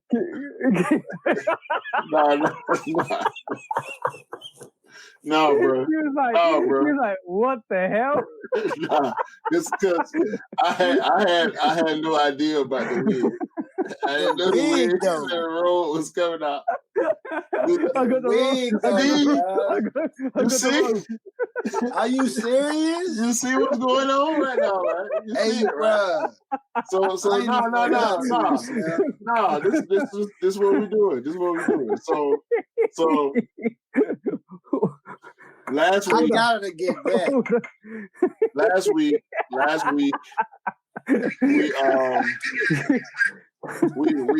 we predicted. Oh yeah. I'm gonna save this. I ain't gonna post this. I'm gonna wait until this episode is out. Look, so last week we gave a guilty verdict on mischief, right? And it turns out that we was right. Right. Yep. So as far as Marcus, we gave the guilty verdict to Marcus, right? And for the trophy rooms, right? Right. And in the court of public opinion, Marcus is also guilty, right? This is not because we say he's guilty. It's because everybody say he's guilty. My name is Judge Public Opinion. Right. Judge Public Opinion right. in the building. You know what I'm saying? You are guilty. So we've been on a little bit of a streak there as far as the cases that are actually provable. So we want to keep it rolling. My question is I'm having too much fun, bro. should we take Benjamin Kicks to the court of public opinion? Sneaker court of public opinion. Of course, bro. Benjamin Kicks is definitely on the docket, bro. So Benjamin, Mr. Benjamin, has been on a trolling streak like none other. He trying to out corporations, right? Is that what he's saying? Yep. He's basically saying, I ain't no fool. I get it from the plug. The plug be the company's. Fuck your plug. Right. Pretty much, bro. So because of the Marcus thing, he is now blowing the top off of everything when it comes to the real. I'm talking about the real high level backdoor situations that take place in the community that people like us, we can only imagine being in them rooms and seeing what type of buffoonery is going down with these store owners and managers. And from what Benjamin keeps saying, it's the companies too. Like, are we believing? Are we going with people that work for $1 billion corporation backdooring pairs to a civilian? Like, because that's what it is, right? It's a civilian. I ain't talking about the local store where you've been shopping there for 6 years and they know you're gonna be there every release and you got relationships with this one and that one, and you know you on the Instagram page, you be there so much, right? Right. And you got a relationship with these people locally, especially with mom and pops, and they put you on these lists. I ain't talking about no backdoor list. I'm talking about this person. This a loyalty list. This a privilege list, like because VIP. a VIP pass, because people support. These are the people that have supported from day one, and other people will have a chance, but the day ones are locked in, right? We know these type of situations happen, especially with skate shops. We were just talking about dunks a little while ago. With skate shops, that's pretty much the system. You have to be plugged in to ensure that you're going to be able to have access to certain stuff. We're not talking about that. We're talking about high level, like, bro, with the shoes. Think about, I don't even want to pull up none of the foolishness he be posting, right? Because I hate it. When he posting these pictures with 200 pairs of unions, that's a truck, bro. Yeah, you're not putting that in your car. You're not putting that in no van. That's a U-Haul, and that's at least a 14, 17 foot U-Haul, bro. I've seen it. I went to RetroCon. I was there at the beginning. These guys, Retro Rick and Mighty Mo, shout out to them. They pulling up with U-Haul trucks. Hemi the shoe guard. U-Hauls, full of sneakers. You know what I mean? So this man getting like, how, bro? That's a truck, bro. No, I ain't gonna lie to you. Is you scamming? You part of the ice crew or what? Like, what's going on? That shit look crazy. Like, is he in somebody's stockroom or like? Is he trolling? Like, what's going on? Like, are they letting them come in their warehouse and take pictures?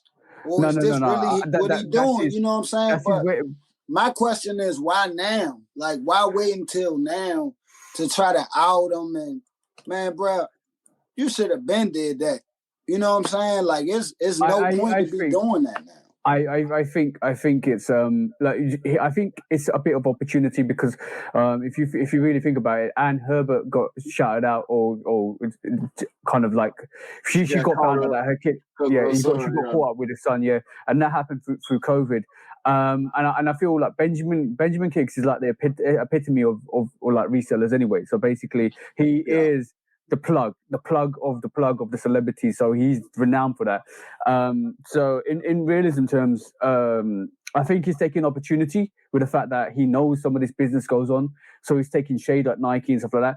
And I feel like he maybe knows something about the releases and how they're retracting most of the mom and papa shop releases or the boutique releases, and Marcus ain't getting as much releases as he thinks. And he actually did say there's rumors that he probably got 3K to 7K kicks from the trophy room. So that's not even 200 pairs, bro. That's nearly like 3,000 to 7,000 pairs allegedly. Right. So in realistic terms, I think it was quite interesting for him to come out and say that. The reason why I think he said that was due to deflection, because I don't think him saying that was basically saying Nike with all the kicks and nobody else. Right. But him also saying that Nike probably looked up and said, well, we didn't give them to you. Who the hell is giving you these kicks in our company? And then the really funny thing was Marcus, like we talked about last week, instantly came out and started responding back to that. And you know how and you know how it is when somebody comes out and reacts the quickest. I was gonna say you saying guilty. Exactly. Bang the gavel. Guilty. Marcus was guilty from last week. Public opinion says you're guilty. Marcus is definitely guilty. So, Kid, in your opinion, order. In your opinion, where is Bender now? Like, is he guilty? Is he a bystander? Is he an accessory? I feel like me personally, I think that Benjamin should. I mean, he's only guilty because he didn't keep his mouth shut. You see what I'm saying? Why is he? It don't matter why he's guilty. But why is he guilty? What is his charges? What are you charging him with snitching? I'm charging him with running off on the plug. Yes. Not once, but twice. Guilty. You see what I'm saying? But you like then but you maybe outing your source. But no. But it's interesting because why would he be outing his plug when the plug's never going to give him that kind of shoe any now it's just almost like you're shooting yourself. He's definitely trying to spin. You know what I'm saying? He's trying to spin us and make us think that he's getting it from somewhere. That's what he's really. It's an insinuation. It's robbing Peter to pay Paul because it's all alleged, right? It's all alleged. So allegedly, this is the insinuation, right? and this is the sneaker court of public opinion right here. So with the way he responded, just like the way Marcus responded, is you guilty, bro. You guilty of something. You might be trying to divert, like Kick is saying, you trying to spin us away from what's really going on. You know what it is? We still dizzy right now because we trying to figure it out. You're going to say some bullshit. You're going to say some bullshit that's kind of related to what's really going on. But at the same time, you're going the other way. Yeah, you're trying to deflect because the attention going this way, so you're going to throw the little guard up, boom, and try to bounce it back. Nah, bro, you guilty. Yeah, bro, we seen that, bro. We seen that. We hit you, bro. You one of them, bro. So basically, what we're saying is, he's out with the old and in with the new. So basically, you don't want to know what the new is. So he's basically just saying, "Yo, Marcus, thank you for the favor. Now I'm going to snitch on you." Yeah. Because you got. I feel like Marcus should have just kept his mouth shut. He shouldn't have popped out there because now people looking at him as guilty as well. You know what I mean? Like how he's been done guilty. He's literally he's like the really funny thing with that situation was, as soon as he opened his mouth, 3 resellers jumped down it. Like, here you go. Receipt. Right. Oh, you gave me 3Ks. You gave me 2K pairs. Oh, you actually gave me 7K pairs. Yo, look at this U-Haul. It's coming from private trophy room. There you go. Yeah. Yo, bro, that was, and that's all allegations. That's all allegedly. But the thing is, it doesn't look good on you when you come out and say something and say you're like, yo, it wasn't me. I'm fed up with people saying I did the back doors, and all of a sudden, all of the 3 main resellers in that I say, no, you did it. There you go. And we never had a conversation. So if had we got a conversation from him sooner or at all before he jumped out the window, because that's really what he did. He jumped out the window. He came off super defensive. He came off super arrogant with the comments that he made that after that post came out where the guy was claiming all these pairs and Benjamin Kicks and the resellers from Seattle. Like, bro, Seattle, and come on, Seattle right there. We all know Nike's in Oregon. Washington and Oregon are right next to each other. Yeah, let's take this ride. We're going to rent this truck. You know what I mean? We're going to ride down here to Oregon. Like, so he trying to set up a whole nother scenario in your head because the Seattle, like, it's all over the place. You know what I mean? So throwing Benjamin on top of that, and we know the type of shit he do. We seen the trophy room pictures. We see the union pictures. It's like, bro, it make too much sense and no sense at the same time because the main person, Marcus, ain't came out and said nothing. So we left with our thoughts. And let's get this straight. It's like Benjamin ain't getting these pairs for like cheap. Like the amount he paid for the trophy rooms was what 1,000 to 1.5K for those trophy rooms. So he's not like going in and say, yo, I want the pairs for retail. Like, I don't think he's a supplier of a demand, right? And it depends on, and he will add the additional costs onto that because he's got his name behind it, Benjamin Kicks. So you're getting a kit for Benjamin Kicks, right? Cool. Let's pay. You got to pay the cost to be the boss, and this is why he's a celebrity plug. So in retrospect, him doing what he's doing is not because maybe he does get it from the plug. Maybe he does get it from Marcus, but Marcus ain't charging him retail. Or allegedly, Marcus, anybody in the warehouses ain't charging him that retail. They're charging him premium prices for that, bro.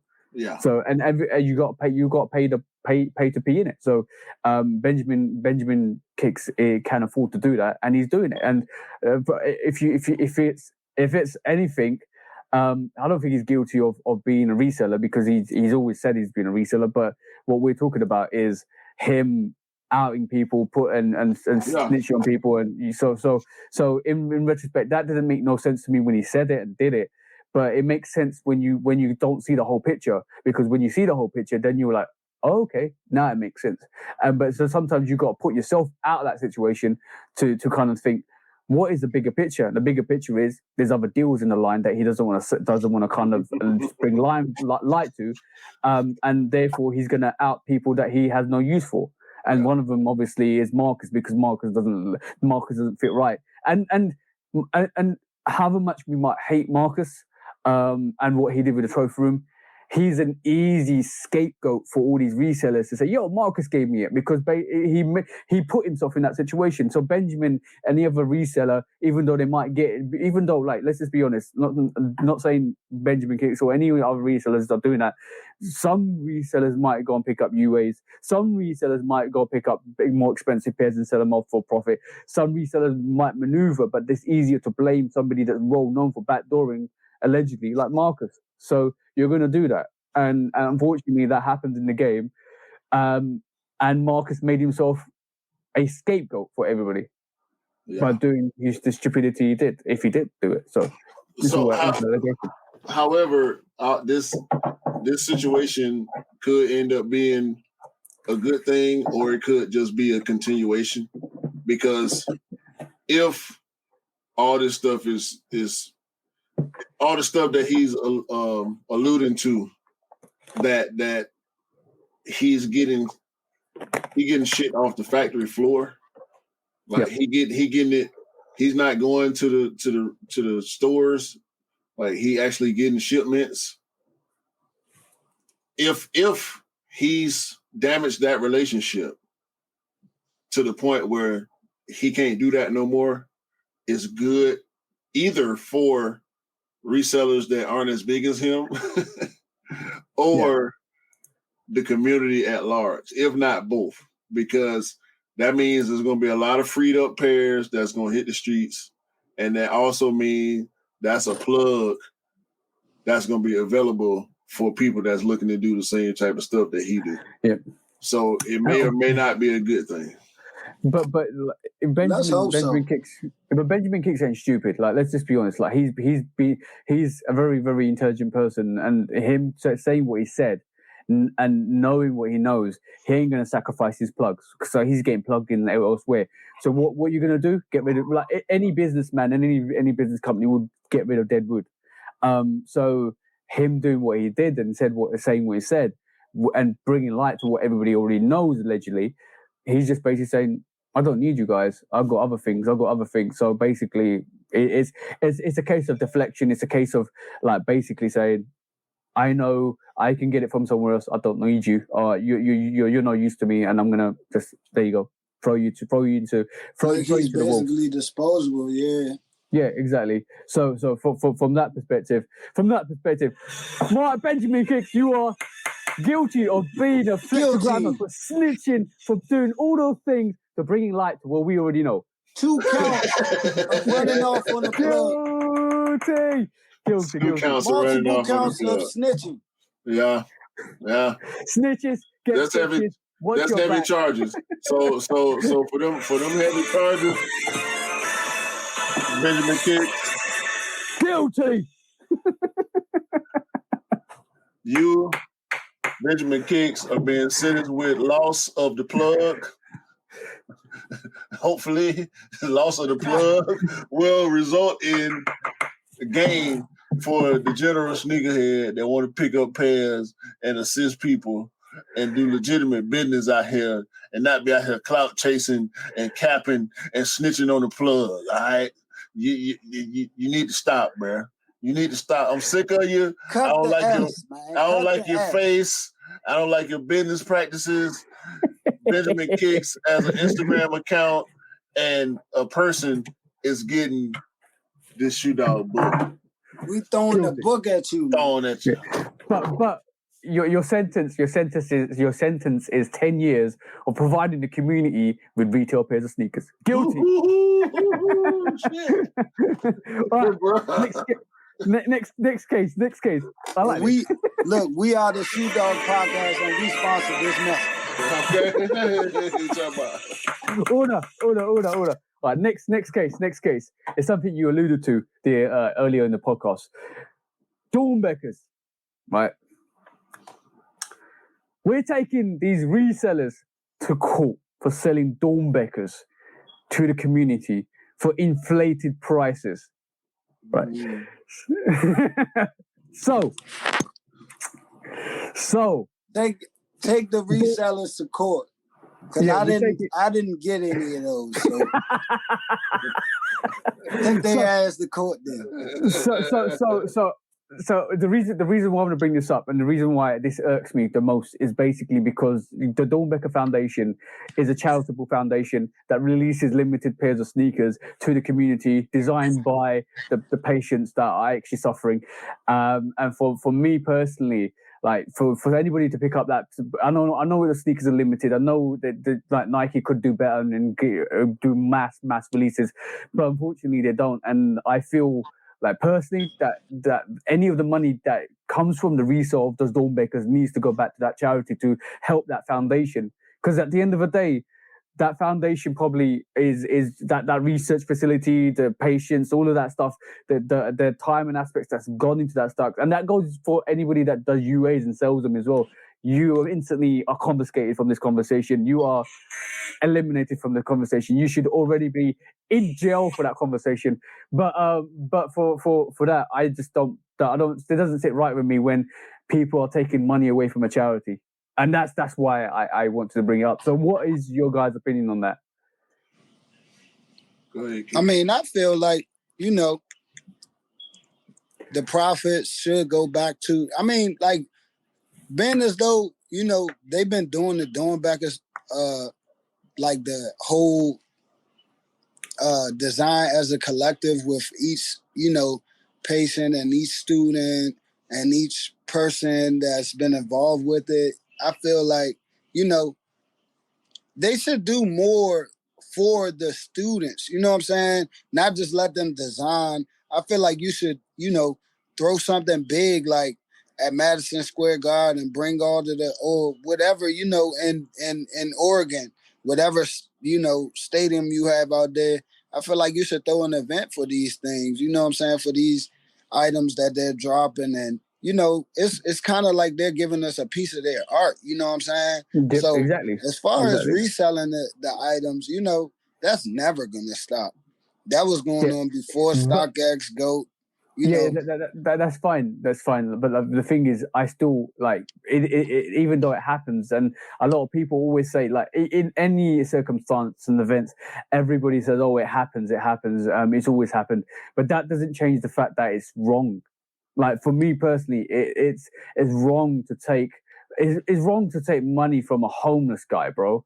So it's wrong to take money from a charity and an organization that is helping patients and helping fund research and development to help patients in that thing. So for me, and this is even, I'm not even talking about the local resellers. I'm talking about GOAT and StockX and all of that stuff, because like this week we saw GOAT and StockX donate all the money from the what do you call it? The Mamacita Kobe Mamacita 16 Sweet 16s, and give it back to the charitable donations.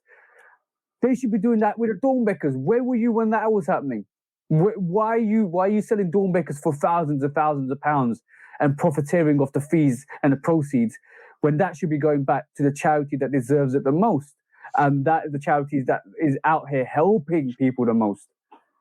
Yeah, I do agree with that. But at the end of the day, and clearly, based on all our answers, we probably agreeing on the verdict here. But when you look at the mindsets of the population, we know that's not the case. Like Kick said, it's been going on since before the online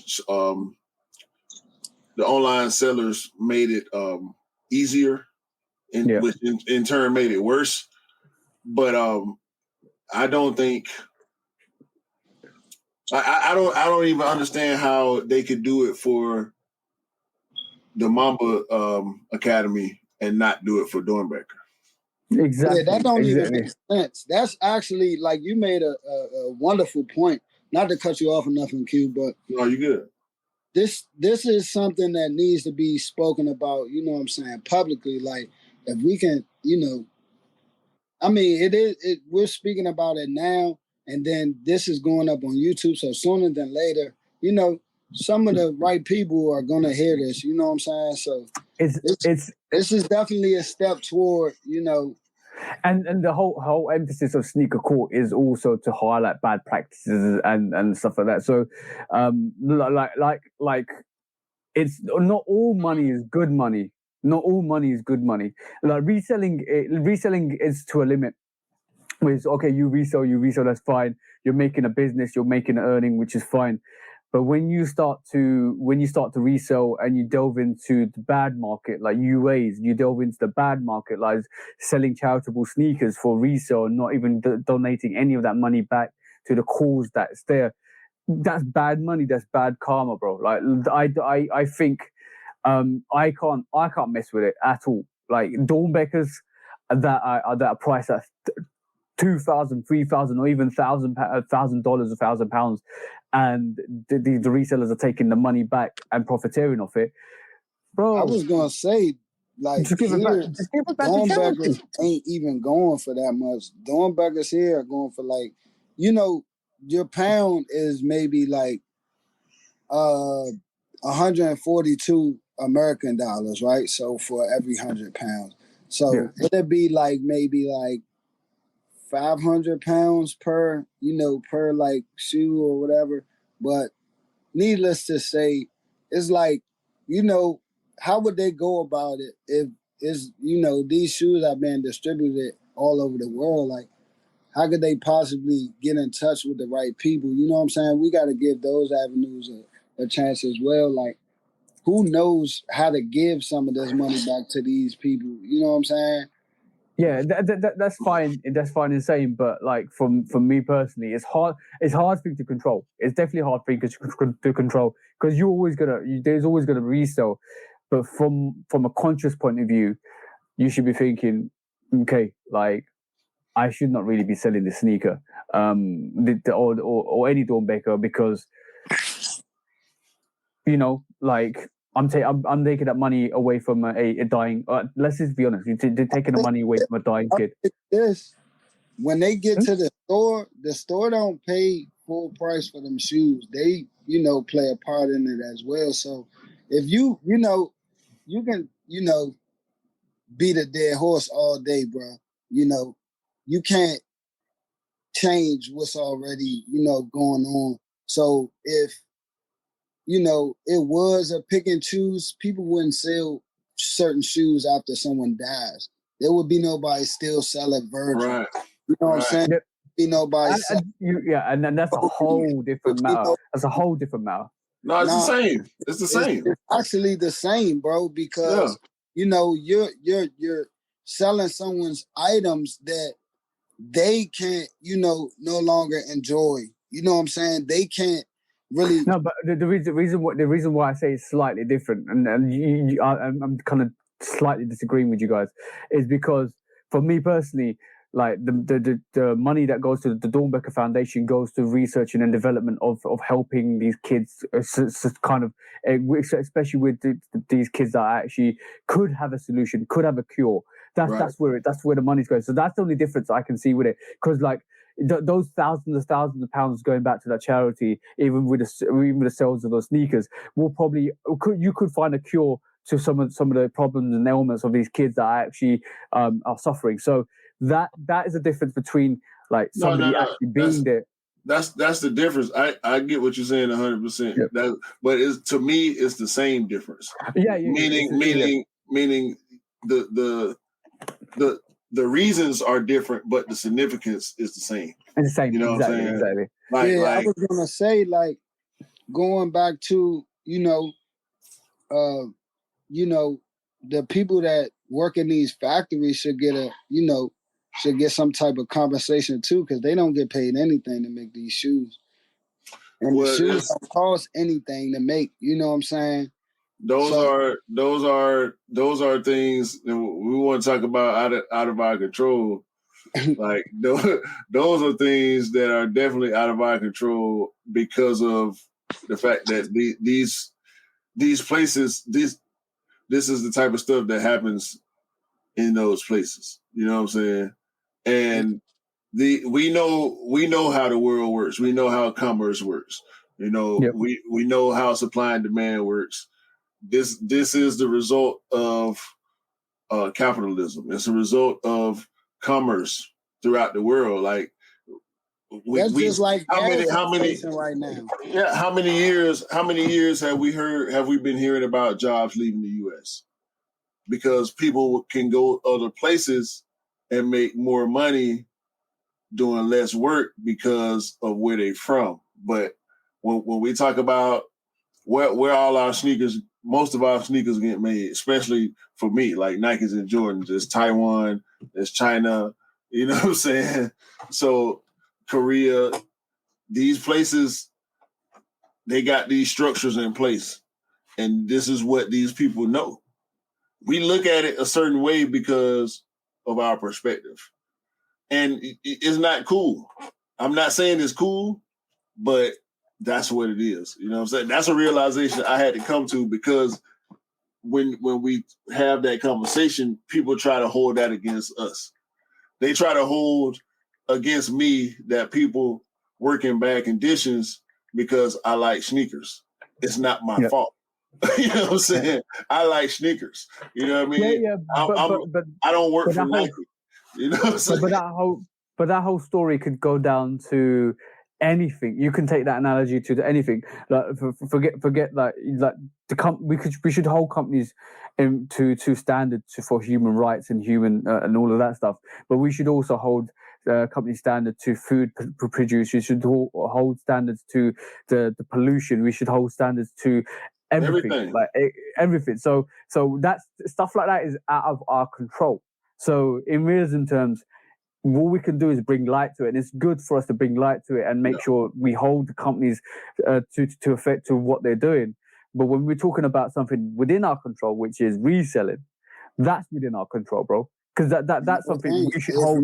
It's not because everything in the world is being resold, from the food you eating to everything. Yeah, bro. It's being resold, listen, bro. So you can't control it. We on our level of it, right? Because we all do the sneaker thing, but reselling, bro. Just when I talk about resale culture, I'm not just boxing it into sneakers. Nah, like, sure. and I mention resale culture when we have sneaker resale conversations, but when I put that word culture on it, it's not just sneakers, bro. It's all over the world. Stuff is getting resold. Like that's commerce. You know what I'm saying? Even when you go to the root of it, when you go to, sourcing and wholesale, retail, and resale, there's always been resale because of supply and demand. If something is limited and only certain people got it, if they want to sell it, you're not gonna get it for what I paid for it. Especially if it's sought after. So to resale, you could I'm just spot on. You can take resale as in, the farmer that's growing that fruit is going to sell it at wholesale, and the companies that pick it up is going to sell it for resale because it's not the price that it was originally kind of marketed at. Retail. There's a wholesale, retail, then resale, because retail is the gauge, right? Like retail is where. Yeah, because you can go to, if you had the time and effort, you can go to these farmhouses and they can sell you the fruit for the price that they kind of charge you for. That's the actual retail, bro. Because like there is these areas where you can drive in to the farmyards pick up fruit, veg. But you can I do it. My parents do it in the UK. So in retrospect, that's the lowest retail, and anything above that. The term for that is wholesale, because you're getting it straight from the supplier. You know what I mean? And we talked about this, right? We talked about this. If we had the power to walk into a Nike factory and purchase our sneakers straight off the press. Q, your mic's gone. So unfortunately, Q's mic's gone. Can you hear me? Yeah, I can hear you.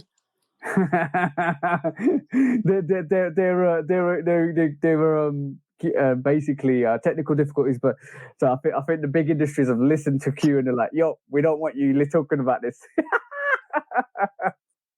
They're doing something, man. They're doing something with the show. And we can't hear you either, bro. We can't hear you either at all. Still no volume. But yeah, I understand what Q said. The retail prices, the shop supermarkets, still can't hear you, bro. Still can't hear you. So the retail price is always gonna be the retail. Yeah, can hear it start. Okay. Go on. No, I'm just saying if we could walk in the factory and get it straight off the press right after it's made, we wouldn't be paying what we paying. That would be wholesale. You know what I'm saying? I'm just going off the terminology of it. You know what I mean? Because retail is what we want to pay, right? We don't even want to pay that. We wish it was lower. We want the discount. We want the discount code or the coupon or the I got these many points, so I get this much off. Or we got all that going on.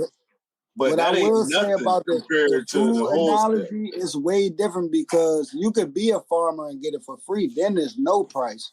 Then there's no retail. Then you sweat equity.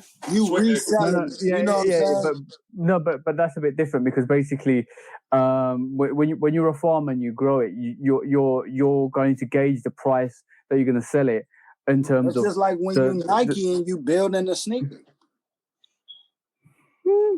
I do kind of think from scratch. I do kind of think or whatever you paying that person. But you got upfront costs as well. So the farmer's going to hire those tractors. The farmer's going to buy those seeds. The farmer's going to plant those.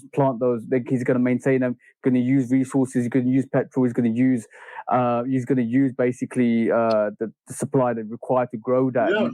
So that's infrastructure. Infrastructure, sweat equity, all of that builds up to the cost. So that's never going to be free because it's taken away from the pocket of. It's free for you if you want to use it. Exactly. But you still had to put in the work. And the same thing with Nike is like the sweat equity with Nike would be them actually finding sources, redesigning. What you got like the whole infrastructure of the business as well, promotion, marketing. All of that goes back into the sweat equity and then the cost of that sneaker. So basically, in retrospect, even though you think Nike's getting it for free, it's not free because they're sourcing it, they're building it, they're designing it, they're putting they're putting that labor of love into that design and build to get that sneaker produced. And the production, so that is not really free because if it was truly free, then anybody could do it. See what I'm saying? But it's the upfront cost. Yeah, it's infrastructure, bro. That's gonna always just even with what we do, right? Because I know Kick, you do YouTube. You know, you had to buy your cameras. You had to have lenses and lighting and all that. Then with the type of content we do, we got our collections. We know we ain't getting this stuff free or cheap. You know what I'm saying? Exactly. It's all infrastructure. You know what I'm saying? And using that analogy, we are the farmers. We keeping that real deal. Mm-hmm. Exactly. And we are those farmers. We are those farmers planting the seeds, producing the content, and buying the sneakers. So that's not free, bro. So in retrospect, I agree. Maybe Q is wholesale, but for me, when I regard wholesale as a mass stock. Like you're picking up full wholesale as in bulk. Well, that's where distribution come in at, because even I work in the alcohol industry, right? And it's regulations. Like you can't walk into the Budweiser factory and buy a 6-pack. You know what I'm saying? This is where they're producing it. Then there's the distributor, the person or the entity that's licensed to distribute your product to the commercial operations who are then selling it to the consumer. You know what I'm saying? Okay. So all that costs. I mean, that's what we're talking about. Infrastructure. So what we're technically saying is the retailer is the shops that you buy, like your Tesco's, your Sainsbury's, or what your Kmart's and all that stuff. So basically, they're the retailers. The restaurants are the resellers. No, it's wholesale and retail. You flipping it. You flipping it. You want to take wholesale out of the equation. Nah, wholesale is there, bro. Like that's what it's referred to as. That's how it works in most industries. Like that's where bootlegging come in. Anything that you see, bootlegging is selling without license, right? Yeah, selling something that's not legal, or even like loosies, right? Loose cigarettes. It's illegal to sell loose cigarettes because you don't have a license to sell tobacco. Yeah. You know what I'm saying? So when it boiled down, so in a sense, when we break it all the way down from production to resale, it's a lot of stuff that going on in the middle. Just like when resellers, I've been in line, you know, just like we've all been in line, and we know the hustle, we know the struggle to pick up, and so resellers they input that into the infrastructure. You know what I'm saying? So they taxing you for the work that they put in to actually get the shoes. You know what I'm saying? Plus the hype, plus the rarity, all that. You know what I mean? All that go into prices. Like when we talk about like MSRP and all that, that's why they start ripping the stickers off when they raise the price, because these shoes had already been produced. They decided they was going to raise the price after the fact, so we got to rip the price tag that's there off. Yeah, because I'm charging you $210, but the box say $190, and that's gonna make you feel like you're not paying the right price. You're paying more than you're supposed to be paying. It's not the recommended retail price. So going back to the original question. Resellers selling Dornbeckers. I don't like it. And profiteering. What are your charges, bro? What do you feel? And I'll give my verdict, and we can call the judge of public opinion. I charge with profiting off of sick kids. and on that, kick agrees. And on that, order. Resellers, you're guilty of selling those Dornbeckers for prices that need to go back to the foundation, need to go back to those kids. You're profiteering off sick kids. So guilty as charged. All the money that you have earned from this point onwards needs to go back to that foundation. Doesn't matter that resale. Doesn't matter if it's not a Dornbecker. You need to give that money back to the charity. Not every money is good money. Right. It's all wishful thinking, bro. Because we know how people are, man. Like, it's getting tougher out here for a lot of people. Some people, and people with that hustler mindset, they ain't gonna want to hear none of that, bro. Like, it's a product. It's to be sold, and that's what they're gonna do. So I'm back. Judge of public opinion is gone. I'm back. Yeah, man. That's a tough one though. Like that whole reselling Dornbeckers. Yeah, that's a good subject though. I ain't gonna lie to you. It's pretty controversial. It's deep. It's very controversial, and the thing is, this is what the whole emphasis of the Shoe Dog podcast is to bring to light stuff like that, and to make people understand, or to make people kind of think, oh, okay, cool, that's interesting. I never knew that. But see, you can go surface level with that, or you can go as deep as you want to go. Yeah. Exactly, because we ended up going really deep with that. We ended up going really deep with that, to the point where we started accusing Nike of he's selling Dornbeckers. Listen, but the auction part of it, as far as Dornbeckers is concerned, the auction part of it is where I feel like they know they're gonna get their money. So the general release, if we want to call it that, the limited release to the public of whatever they came up with, including the merch, because it's not only the sneakers that we get the merch too that go with it. Hopefully, Nike got something set up with Dornbecker that the sale of all the stuff through Nike also is going to give towards the hospital. Yeah. So the resale side of it is kind of like all back end bullshit. Like it don't necessarily matter, but because of what it is, because of what those releases mean to those kids, I do feel a little salty about it. You know what I'm saying? Yeah, that's why I can't. Like Brogan, he getting them LeBrons for retail. You know what I mean? I just need my money back. That's it. Yeah, exactly. That's fine because we're out here assisting people as much as possible. So like that's fine.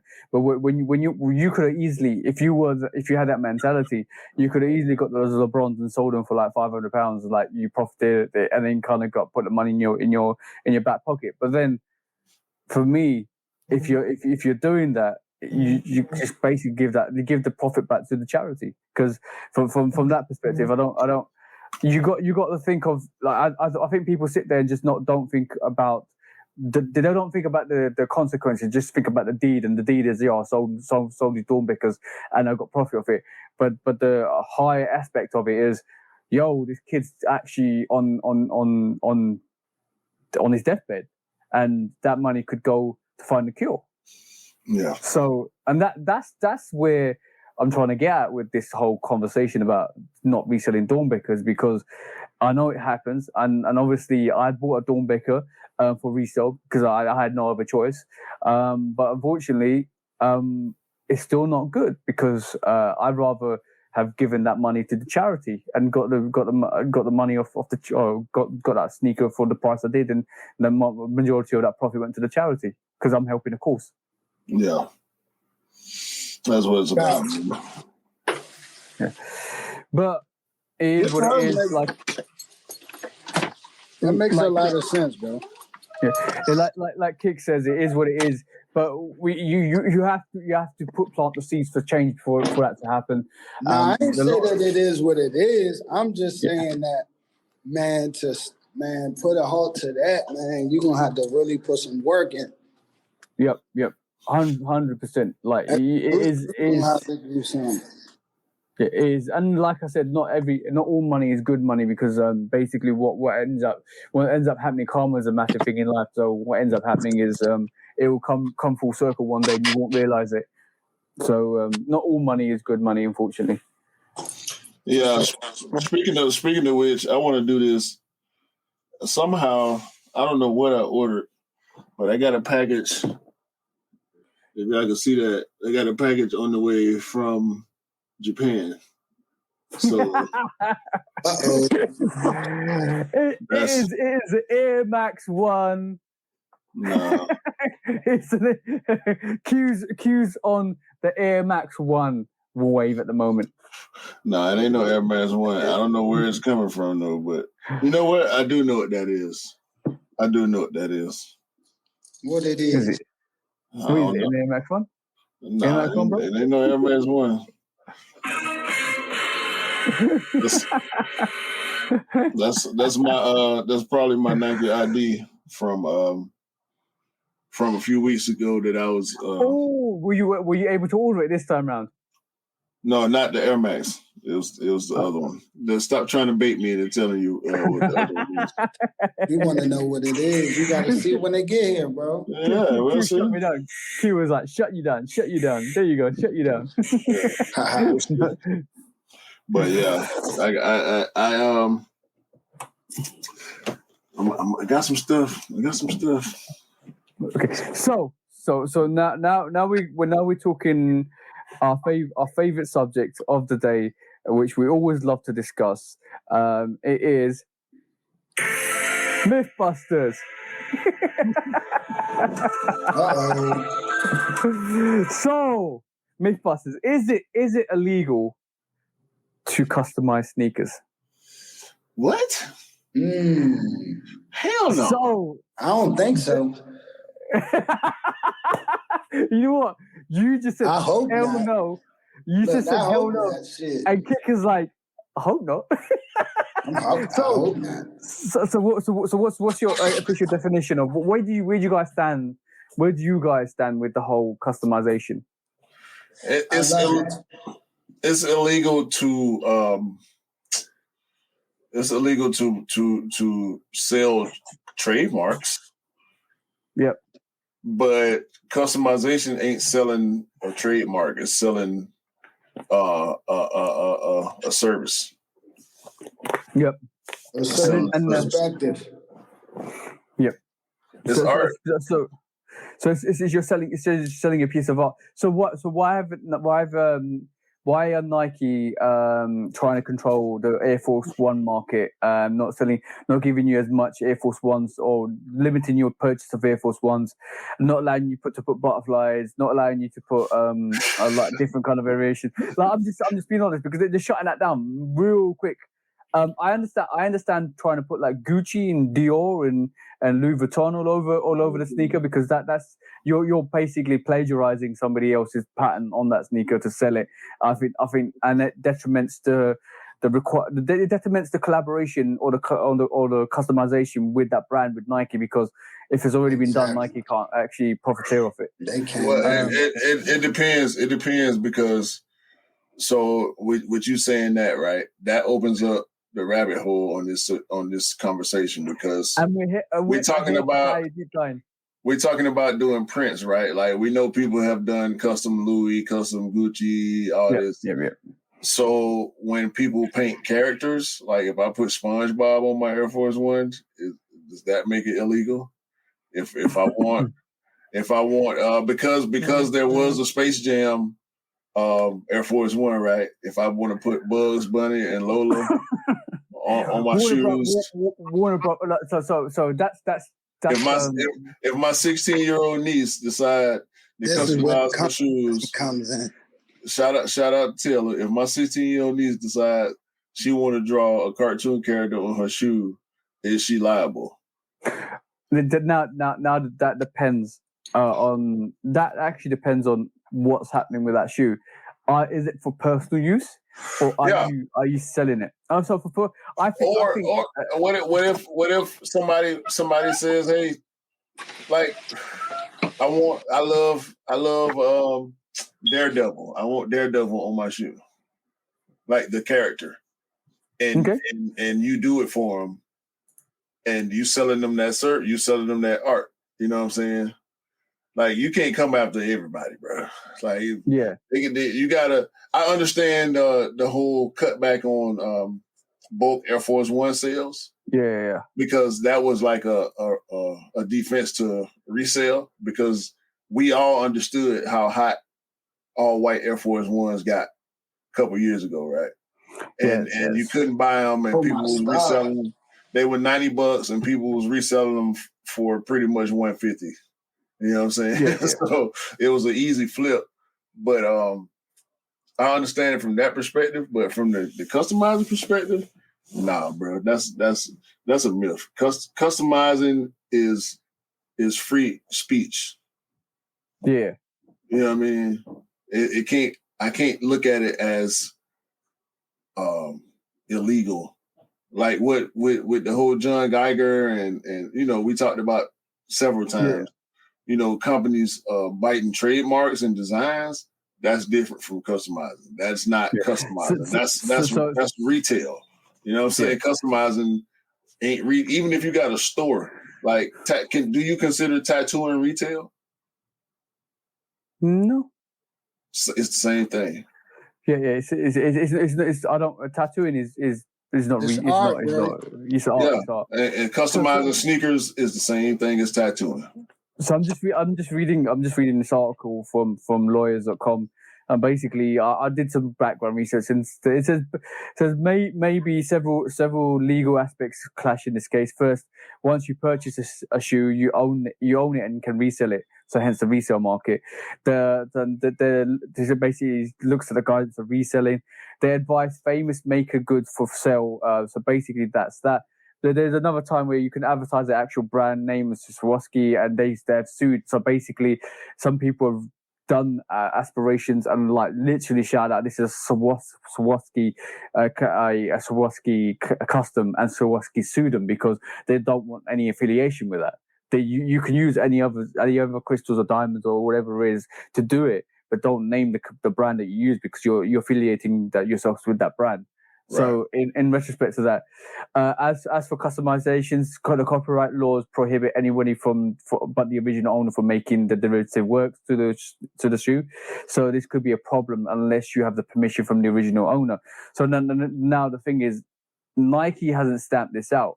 So and Nike likes us to freestyle. So in retrospect to that, them doing like a blank 4 canvas shoe or a Muslim freeze is basically them allowing you to do your derivative to that. Even the Jordan 4 Levi's, the all white version, they gave you that to kind of freedom of art.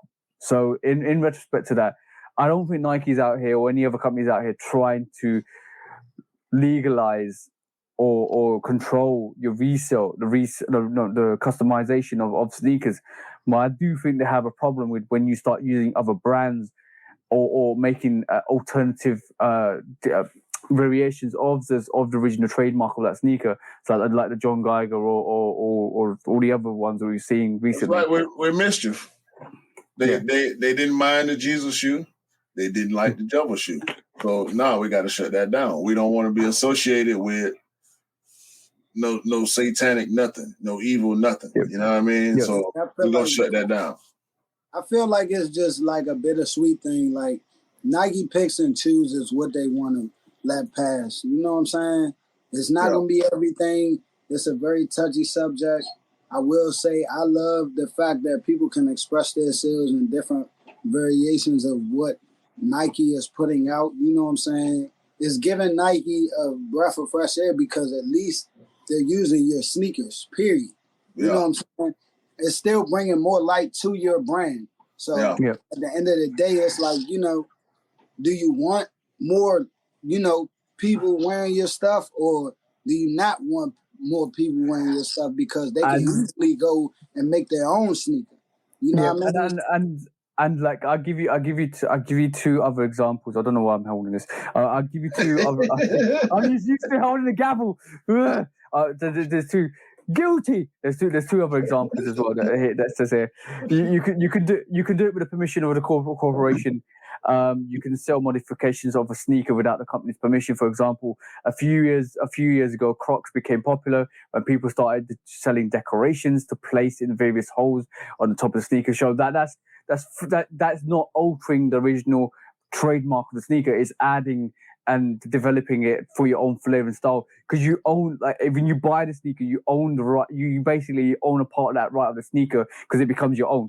It's not like they're gonna ask for it. I did too, because now Crocs start putting like different classes, like and Nike's also done that with other variations of different sneakers. Because you've seen customizers do stuff with designs, and Nike's jumped on the bandwagon and used some of those concepts. I feel like it helps them at some point. It helps them with new aspect, like new ventures that they might not even think about. You know what I'm saying? It gives them more to work with. You know what I'm saying? Like, I feel like part of that is where the Dior Jordan 1 might have came from. You know what I'm saying? Like, and exactly. This was just about what I was about to get onto. The other thing that one of the lawyers has said is, yes, you can, provided that you're buying the sneakers from an authorized distributor and the shoe, but you're not buying it from the black market or counterfeit, which is UAs and stuff like that. So that, I think, modification of the color blocking or adding stuff to the sneaker without changing, like, let's say, the swoosh of a sneaker or anything like that is fine.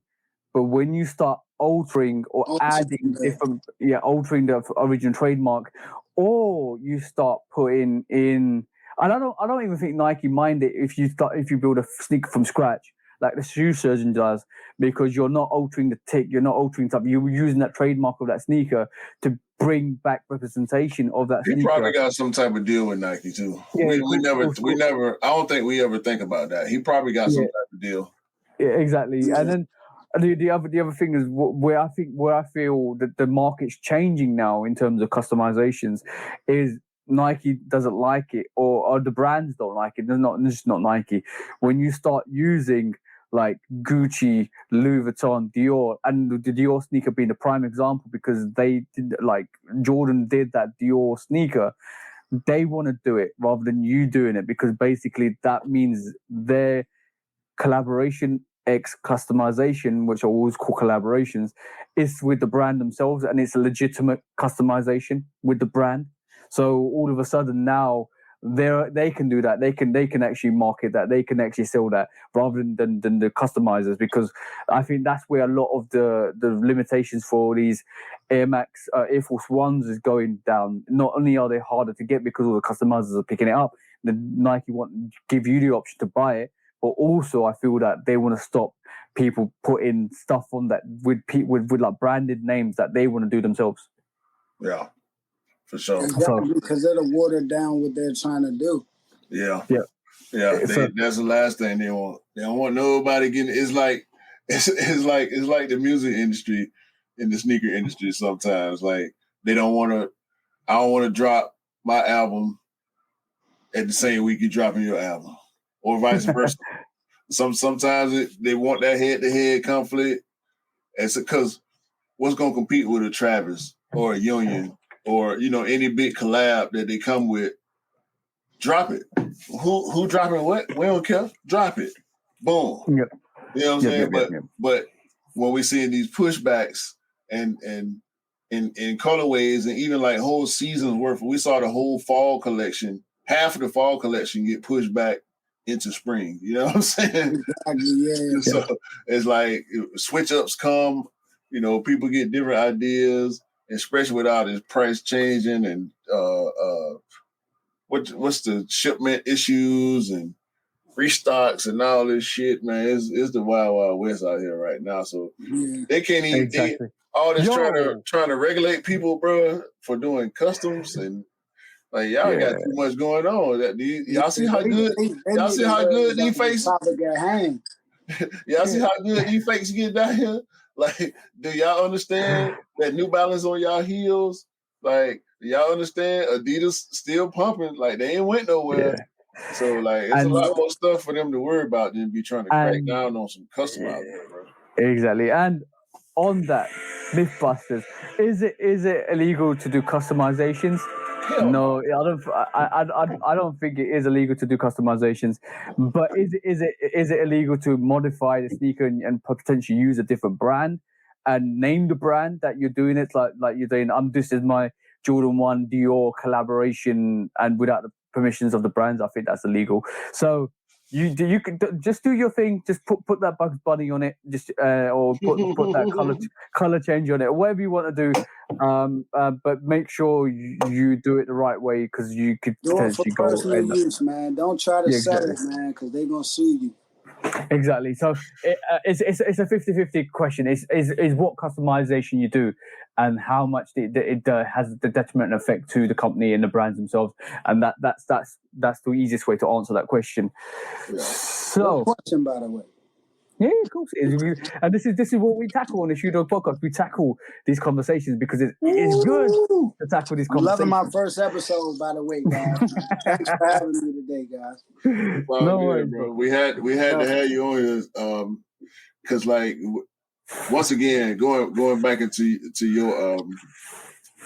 your collection, your content. Like, I appreciate your perspective because it's so different. Like, I don't always agree with your taste, but at the same time, your taste is undeniably you. You know what I'm saying? Yeah.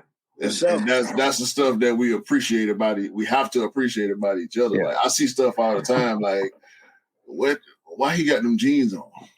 Then I peep the fit and be like, all right, he doing that.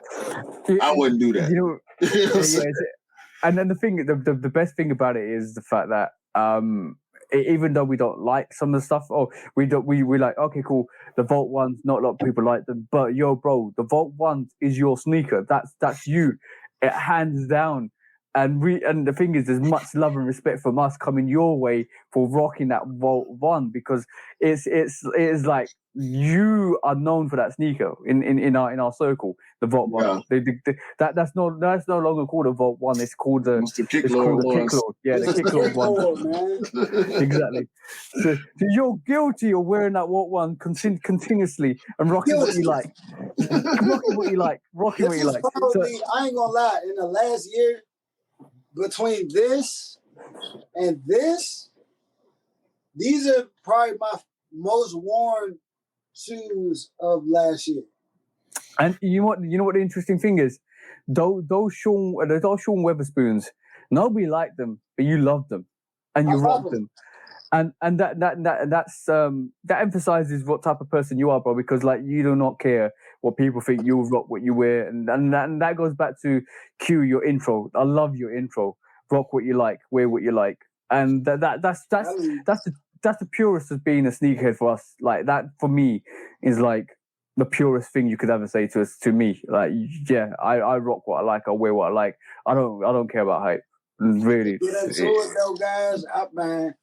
Like, not to go off topic, man, but shouts out to y'all, man, because, this is the 17th episode, am I right? Yeah. Man, y'all been doing this strong, man. Y'all been keeping it up with the content, man, monthly, weekly, you know what I'm saying? It's always, you know what I'm saying, a pleasure to, be here, sit with you guys because, man, when I first got into the game, bro, you guys welcomed me with open arms, you know what I'm saying? And it was, you know what I'm saying? We always do that, bro. Because like every person in the community has a choice and an option and a voice. And for us, it's important to listen to that choice and option and voice. And it's to respect it. And out of mutual respect, you build love and respect. And then that's for me. That's for Q. That's for a lot of people that are within our circle now, and that is also for you, Kick, because like for instance, there's nothing worse than a gatekeeper. There's nothing worse than a person that doesn't let you thrive in your own circumstance, in your own situation. And for us on the Shudo podcast, it's important that we allow people to thrive in their own environment and support that growth. And anybody's welcome on this channel. Anybody wants to come on it and talk and have a conversation and break it down and talk through their choices and their options and their opinions. We're happy to do that and we respect that. Feel free, guys. I'll be the first to tell you. I love it here. You know what I'm saying? We in the building. Literally in the group, you guys, what's up, my international family? Because it is international. It's literally, we got people from all around the world in the group. And majority of you guys are in the States, but we've got people from Scotland, from East Africa, from London, from I think we've got majority of people from around the world. And it's good. It's such a good vibe, and we're old enough to respect each other and not have egos, which is the biggest thing. Well, that's the hardest thing to get over. That's the cool part about it, bro, because we do all have egos, and I know for myself, I feel like I can see everybody's ego, but we don't bump head. We don't rumble over too much of nothing. You know what I'm saying? It's all opinions. For the most part, it's all opinions and it's jokes. You know what I'm saying? Yeah. When it get real, because it has gotten real a couple times, when it get real, it's authentic. It ain't no shade. It ain't no hate. It ain't no bullshit. It ain't nothing made up. It's like it's real conversations that had to be had, and we'll have them, and we keep it moving. Because we all in it. We all in it for the same thing. You know what I'm saying? And I'm so shocked that Q kind of literally keeps up with my foolish behavior. Yeah, so you know what I'm talking about, Q, because I'm surprised you can deal with me, mate. I can't deal with myself half the time. Nah, bro. Listen, that's why we're here, bro. That's why we're here. Like we sustain each other in ways that we don't even fully understand. I feel like certain people you need a certain type of person sometimes to even feel like somebody understands you. If you get what I'm saying, like it ain't even got to be on no deep ass level. It could be some trivial surface level, just personality quirk type shit. You know what I'm saying? Like only this one person is gonna understand why I would choose this over that, or why I'm thinking about this instead of thinking about that. You know what I'm saying? Like everybody got those certain people, and it just so happened that it seems like we continuously finding people, you know what I'm saying, where we can do that. And like it's amazing, bro. Like I ain't never had a this diverse type of group of people, and everybody for the most part can connect one way or another. You know what I'm saying? You know, for me, it's mostly like the vibe, the vibe that comes from the group is so amazing that it literally drives me forwards. So I can say the majority of the content, I like to push people forwards. So I'm always like, yo, Q, you should do this, you should do that. Oh, E, to try this, try that, or this, or that. And I'm always trying to push you guys.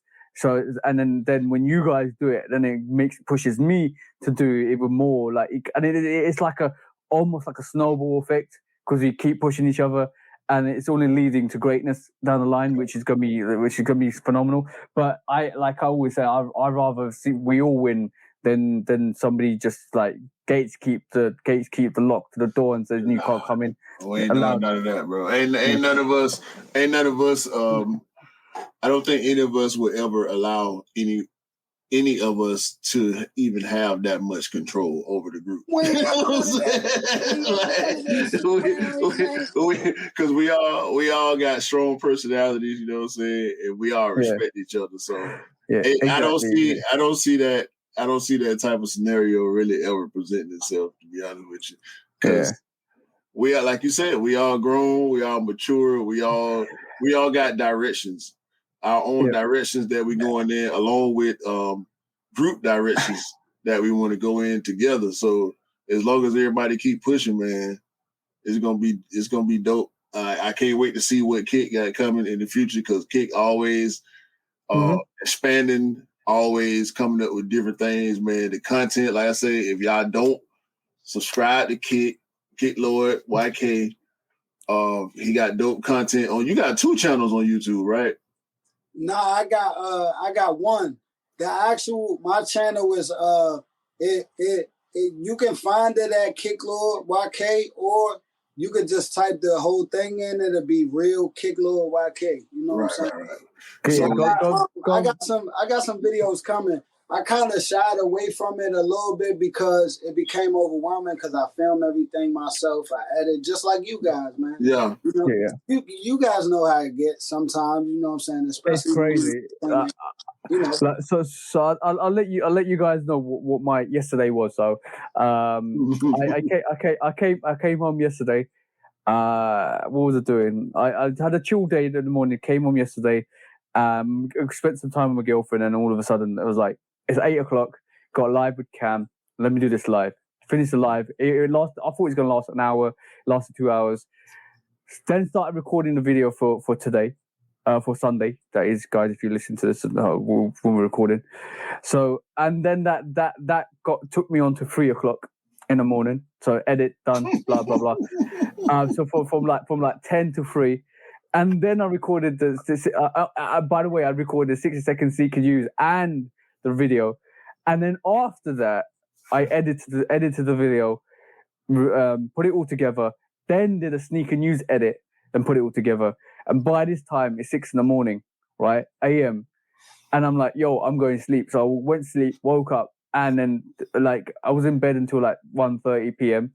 And now I'm recording the Shudo podcast. So look, Kid. Me and you, we in the same time zone, right? So last night I didn't get home from the concert until like 12:30, something like that. So I get in the house, I open my phone, and I see the 60-second sneaker news. Now I know I know for a fact that TJ, he is 5 hours ahead of us, right? So I'm like, wait a minute. It's 5:30 in the morning. And the 60-second sneaker news had been live for 2 minutes when I saw it. Like it literally, I got the notification as I was walking in the house. So when I sat down and opened my phone, I'm like, wait a minute, it's 5 in the morning over there. What the hell is this dude doing? What is he doing up? When does he sleep? That's the question. I literally have I've had Cam, E all talk to me about, yo, bro, you need to rest. You need to, you know. I was like, yo, bro, I'll get some rest. Don't worry. No, I had some rest. I went to sleep at 6:30. Woke up at 1:30, which is a good 7 hours sleep, which is sufficient to let me keep running.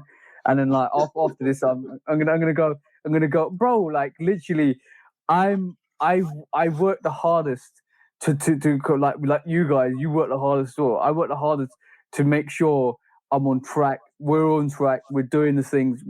Nobody can tell me at the end of the day, when it's all done and dusted, I never tried my hardest, and that's the most important thing.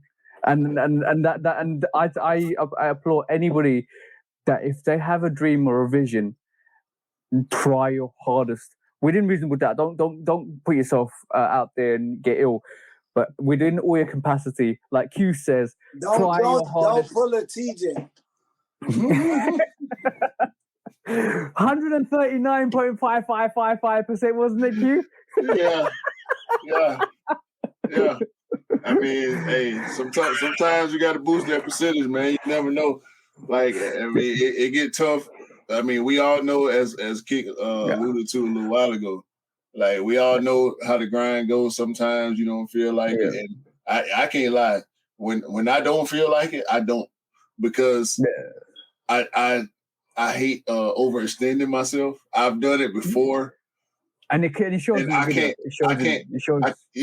when I can't manage it, I don't want it to come off. You know what I'm saying? So when I got it properly managed, when I got it structured and everything is going the way it should go, then we're gonna go with it like that. But you know why though? I'm gonna tell you this, because when it becomes, like you gotta extend yourself, that becomes work. It doesn't become fun anymore. You know what I'm saying? Right. So, whenever it feels like that for me, I just fall back for a second and regroup. You know what I'm saying? And then maybe later on down the line, we get back to it, but it's going to be a revamp of that. It's not going to be the same intensity. It's going to be higher. You know what I'm saying? Like, I almost feel like it kind of, that's kind of inevitable, right?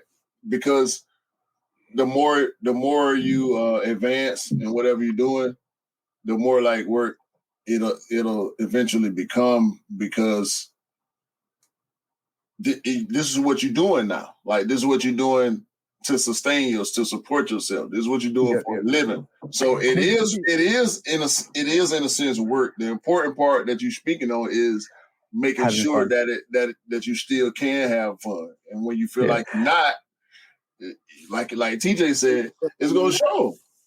Yeah, and I think like I'm gonna ask you a simple question, Q, because I think, and I will answer kick the same question. Do you feel that doing your YouTube before you met us is totally different to now? Because now we are a group of collective people where we always constantly have fun. Does that push you forwards to keep that? So now, right?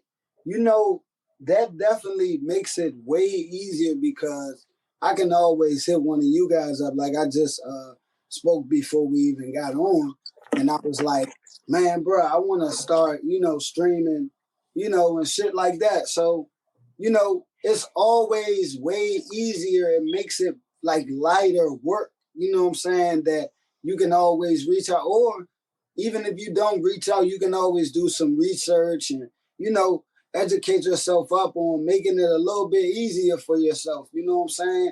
But it's always better having you guys around. Colleagues, you know what I'm saying? Y'all know how we do it. It's definitely inspirational. Like when every time I look up and somebody doing something different, you know, whether no matter who it is, like any of y'all, whether it's you, Kick, TJ, Cam, E, Polar, like Scott, like when you see stuff, when I see stuff, it make me want to do stuff. Yeah. It's almost like a FOMO feeling, like, damn. I ain't did no fit pick. I ain't did what's on feet today. Let me do what's on feet right quick. You know what I'm saying? It keep you driving because you want to. It's a friendly. It's almost like a friendly competition type of thing. Yeah, it's like when we had a team aspect, you wanna be able to feed off your teammates. You know, and it's almost like not letting the team down either as well, because it's like I it's not even like a demand. It's like, yo, I want to do this because like every Sunday when we record this, it's like I'm excited for this. I want to see how we're gonna bounce off the Shudo podcast, and that drives me forward. I don't think there'll be ever an occasion when I don't look forward to the Shudo podcast, because it'll be like, yo, let's go, Q. let me put that wig on. Let me get that gavel. You see what I'm saying? And on that, get yourself a wig and gavel, bro. No, I would not. I would not get a wig and gavel. I'm saying it right here, right now. I'm gonna send you this. Nah, don't do that. The squeaky gavel. I don't want to. The price of it ain't worth the shipping. I can get one of those from the corner store if I really want one. But bro, it's fun, man. Like, it is fun. We're gonna try to make sure we do everything that we can do to make sure that it stays fun. As long as I enjoy collecting and putting fits together and, you know, the whole thing, bro. As long as I enjoy being fresh, you know, that fire stay lit, and we continue to have fun, and we continue to push each other, support each other, bro. We can't go wrong. Yeah. So before we call the podcast, because it's almost 3 hours now, two questions for Kick. One question for Kick, and one question, one new segment that we're going to introduce. What if? So this is the what if situation, and I'm going to just grab the audio for this.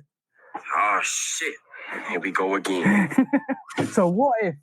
So bro, we answered this question last week, and we're trying to do the what if when we have guests on.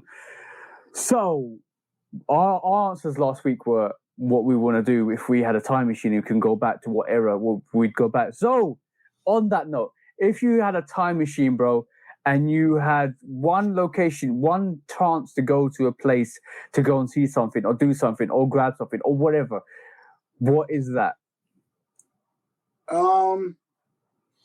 My time would be probably like 2000. I'm going to take you back to like 2013, maybe. I mean, 2003. Okay. Nah, yeah, like 2003. Maybe like 2004. You know, Chicago 2s, which we will be getting this year. Hopefully. Like I did that. So you want to go back to an era. Now I'm gonna go into something that we don't have coming out this year, which is in the same exact era. Suitcase 17s, man. Like Suitcase 17s. Bring me back to 2004, I believe, 2005 maybe. You know what I'm saying? That black chrome, you know what I'm saying, with the shiny silver on the back and that black and white and blue. You know what I'm saying? That Jordan with the Wizards. You know what I'm saying? That was a good time for me, dog. Yeah. There you go, bro. I pulled it up on screen. So if you listen to this, go and check our YouTube channel out, because basically we'll show you the Suitcase 17s. Yeah, that Wizards colorway, that OG, that white, black, and blue, bro. That's tough. That's super tough. That's it, bro. That's where I want to be, bro. I want to be right there. You know why I want to be right there? I'm going to give you 5 shoes. No, I'm going to give you 4 shoes at that time. Okay. The black and gray, I believe those was Chrome 8s. Yeah. Okay. Chrome 8s was at that time. The royal black and blue ones was also at that time. They had the black and silver 2s. They had the white and red 17s. They had the black and silver 17s that came in the suitcase as well. So, these were they also had them CB Air Max, the black, red, and white joints. Okay. At that time. So, this was a time where as though I was just, making my own money and I was able to get any shoes that I wanted and I could really take them and wear them to school, show them off, be amongst the cool shoe kids. You know what I'm saying? All right, so you just gave me an idea. You just gave me a thought process of another conversation. So, do you feel like I know we know much of the market at the moment is drive by hype and whatever sells quick the best. So that's currently the commercialism we're seeing at the moment is the drive for the Fords, the drive for the SB Dunks, which were previously to that. Now it's drive for the Travis, it's drive for the ones. It's pretty much dying. Now it's the Air Max ones, all of that. So it's the drive for the hype. So we're always on this paternal wave, like Pata did it with the Air Max ones, of this wave constantly cycling up. That's like a roller coaster. Hype down, no new hype down, new hype down. So we're always on this hype wave with the releases. You made a really valid point there, bro. Like going back to the era you want to go to.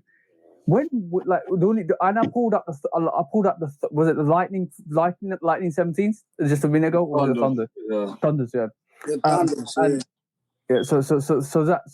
So that basically for me was like I almost in look into potentially what it could have been like. That's the last time we ever saw a 17. When's the last time we saw anything out this Jordan 1 to 14 range? Except for the prototypes that we get all the retrofits from like 30 onwards. We saw 18s a couple of years ago. Yeah. So black and blue, but other than that, I will say the time before that would be like the 17.5, which is in that same time that he's speaking of with the 18s. Those all kind of came out in the same time. They re-retro the. I wish I would have grabbed the 18s too. The Ferrari 14s at that time. Mm-hmm. We're saying past 14 because the 15, the Billie Eilish 15. We had no 16. No, we had the Westbrook Converse pack 16s. Yeah, that was it. Yeah, and those 18s. Yeah. So for 19s. We saw 19s a couple of years ago too. The OG 19s, the white and gray ones.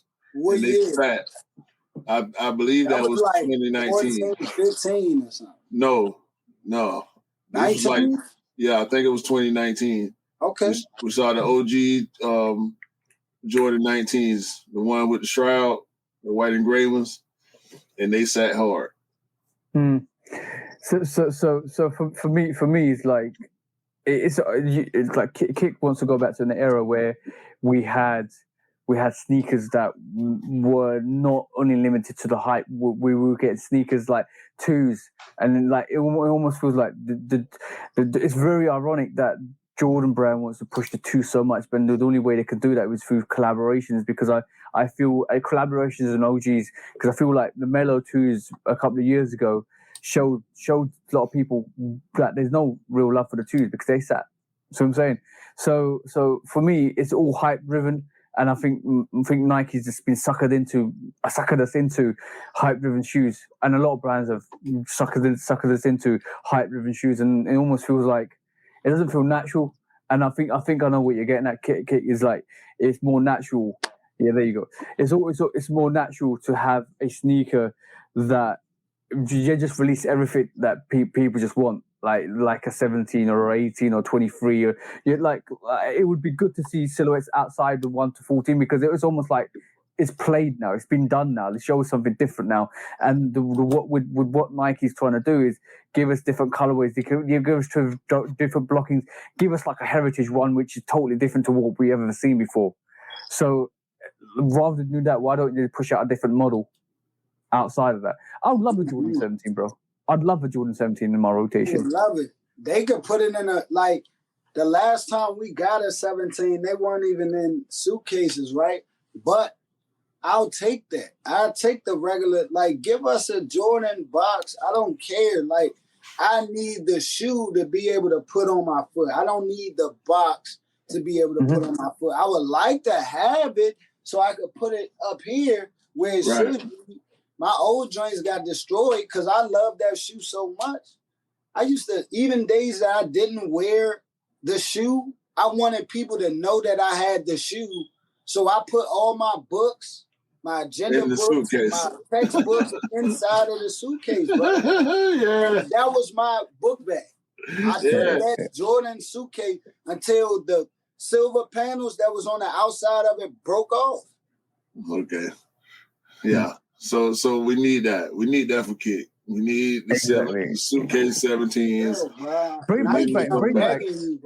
So the thing is, Jordan Brand's not only limited to 1 to 14. They've got loads more ranges outside of that they don't want to kind of touch or experiment with. And I understand the historic moments before the 1 to the 14th, and it kind of limits them to just the heritage, and then they're working off heritage and hype of those kind of sneakers. But there are other sneakers people appreciate outside of the 14. Not a lot do. But someone like myself and Kick, you and even in Q would appreciate different releases outside the 14, outside of that 1 to 14. Give us something different. Give us something unique. Because there is some really good silhouettes outside of that 1 to 14, and we'll look at them next week, and we'll introduce them to the Shudo podcast. So if you guys aren't aware of them, we'll do that. We'll do that for sure. Yeah, for sure. But make sure y'all right here, man. Great answer, bro. That is a very I think Q's was going back to pick up the Shatter backboards. Mine was to go back and have that conversation with the Jordan 3 and Tinker and Michael just to be there and see what happened with that. But definitely good answers. Definitely good answers. Last but not least, a new segment we're introducing. Terms and bullshit. Terms and bullshit. So we talked about this last week, and I thought it would be interesting to kind of talk about it. Bricks, the resale term for bricks. Go on, bro, break it down for us. What I think what I will tell you is, all right, I'm gonna say this.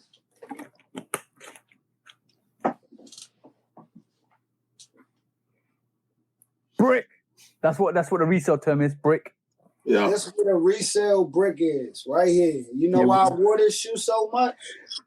Technically, bro, this is a resale brick. Yeah. Right. Okay. I'll show you another one. I'm gonna use this, but not this colorway. 13's a resale brick. Yeah, 13s. Yeah, because even the flip, bricked. I'm glad I chose the 30s. Yeah. So when we talk about that term, DJ, that was for that 1, 2, 3 skip. You know what I'm saying? Skip the 4. There you go, buddy. So brick is a term that we should like, because we want for retail for the toe, but it's a term that the resellers hate. So as long as it's a term that resellers hate, I love it. And that we can get it. I love it. More bricks for everybody. More bricks. Yeah. All I was gonna say was keep your bricks. We'll make them into decent kicks. So basically, from my perspective, keep doing that. Keep sleeping on sneakers. Yeah, exactly. Keep sleeping on sneakers, and we'll pick them up because a brick don't determine the quality of a kick. A brick don't determine the quality of the authenticity of a kick. A brick don't kind of give you. A brick don't actually give you a perspective of the knowledge, the heritage, the vibe of the kick. It just determines the resale price of a kick. Yeah, I was going to tell you what it means to me. Brick means something with no resale value. Yeah, exactly. That's what it is. But I'm gonna say one big thing. You can't build a house without bricks. Right. In the UK. In America too. Depending on where you at. Unless you want to keep moving every month. Yeah, exactly. Don't let that big bad wolf of a hype blow your house down. Make sure you build it with bricks. Yeah. Exactly. Stack them bricks, man. I got a few over here, man. Yeah, and see. Because hold up, I'm gonna go to a real brick. These set crazy. I need them too. Yep. I need them too. I forget about those. 100%. And you know what? Every person's brick is going to be different, and every house is going to be different, and every foundation is going to be different. But you can't build a brick. You can't build a house without bricks. And like many of the sneakers back here, many of the sneakers back there, many of the sneakers in Kicks background and in Q's background are built with bricks because basically that's the fundamentals. You can't just go for the height without the fundamentals, and the fundamentals is what determines what you are as a sneakerhead and what it means to the culture. So in reality, like Q always says on his intro, wear what you like, rock what you like, forget about the hype. Mm-hmm. At the end of the day, so that's the fundamentals. And the term bricks is a very harsh term. In retrospect, it is a very harsh term for determining, and I think it puts a lot of new sneakerheads off sneakers as well. It put a negative connotation on whatever sneakers we talked about. So it's I don't think it matters as much outside of social circles, but I see people wearing stuff all the time, like. I mean, and they love it. So as long as you love it, I can't say anything about it. If you like the exactly. Yeah. If you like mids, as long as you're comfortable with them, rock them. If you like forums or you like Team Jordans or you like whatever the case is, it's a broad spectrum, and we got to remember that. But we're gonna always try to stay up to date with what we know is heat. You know what I'm saying? Yep. Just because we know what's heat and we know what's hype, don't mean look, and I'm anti-hype. That don't mean I'm not gonna like some hype stuff. You know what I'm saying? Yeah, and I like what some people would consider bricks. That don't mean everything I got is a brick. You know what I'm saying? Yeah. And you know what it is. I love an underdog, right?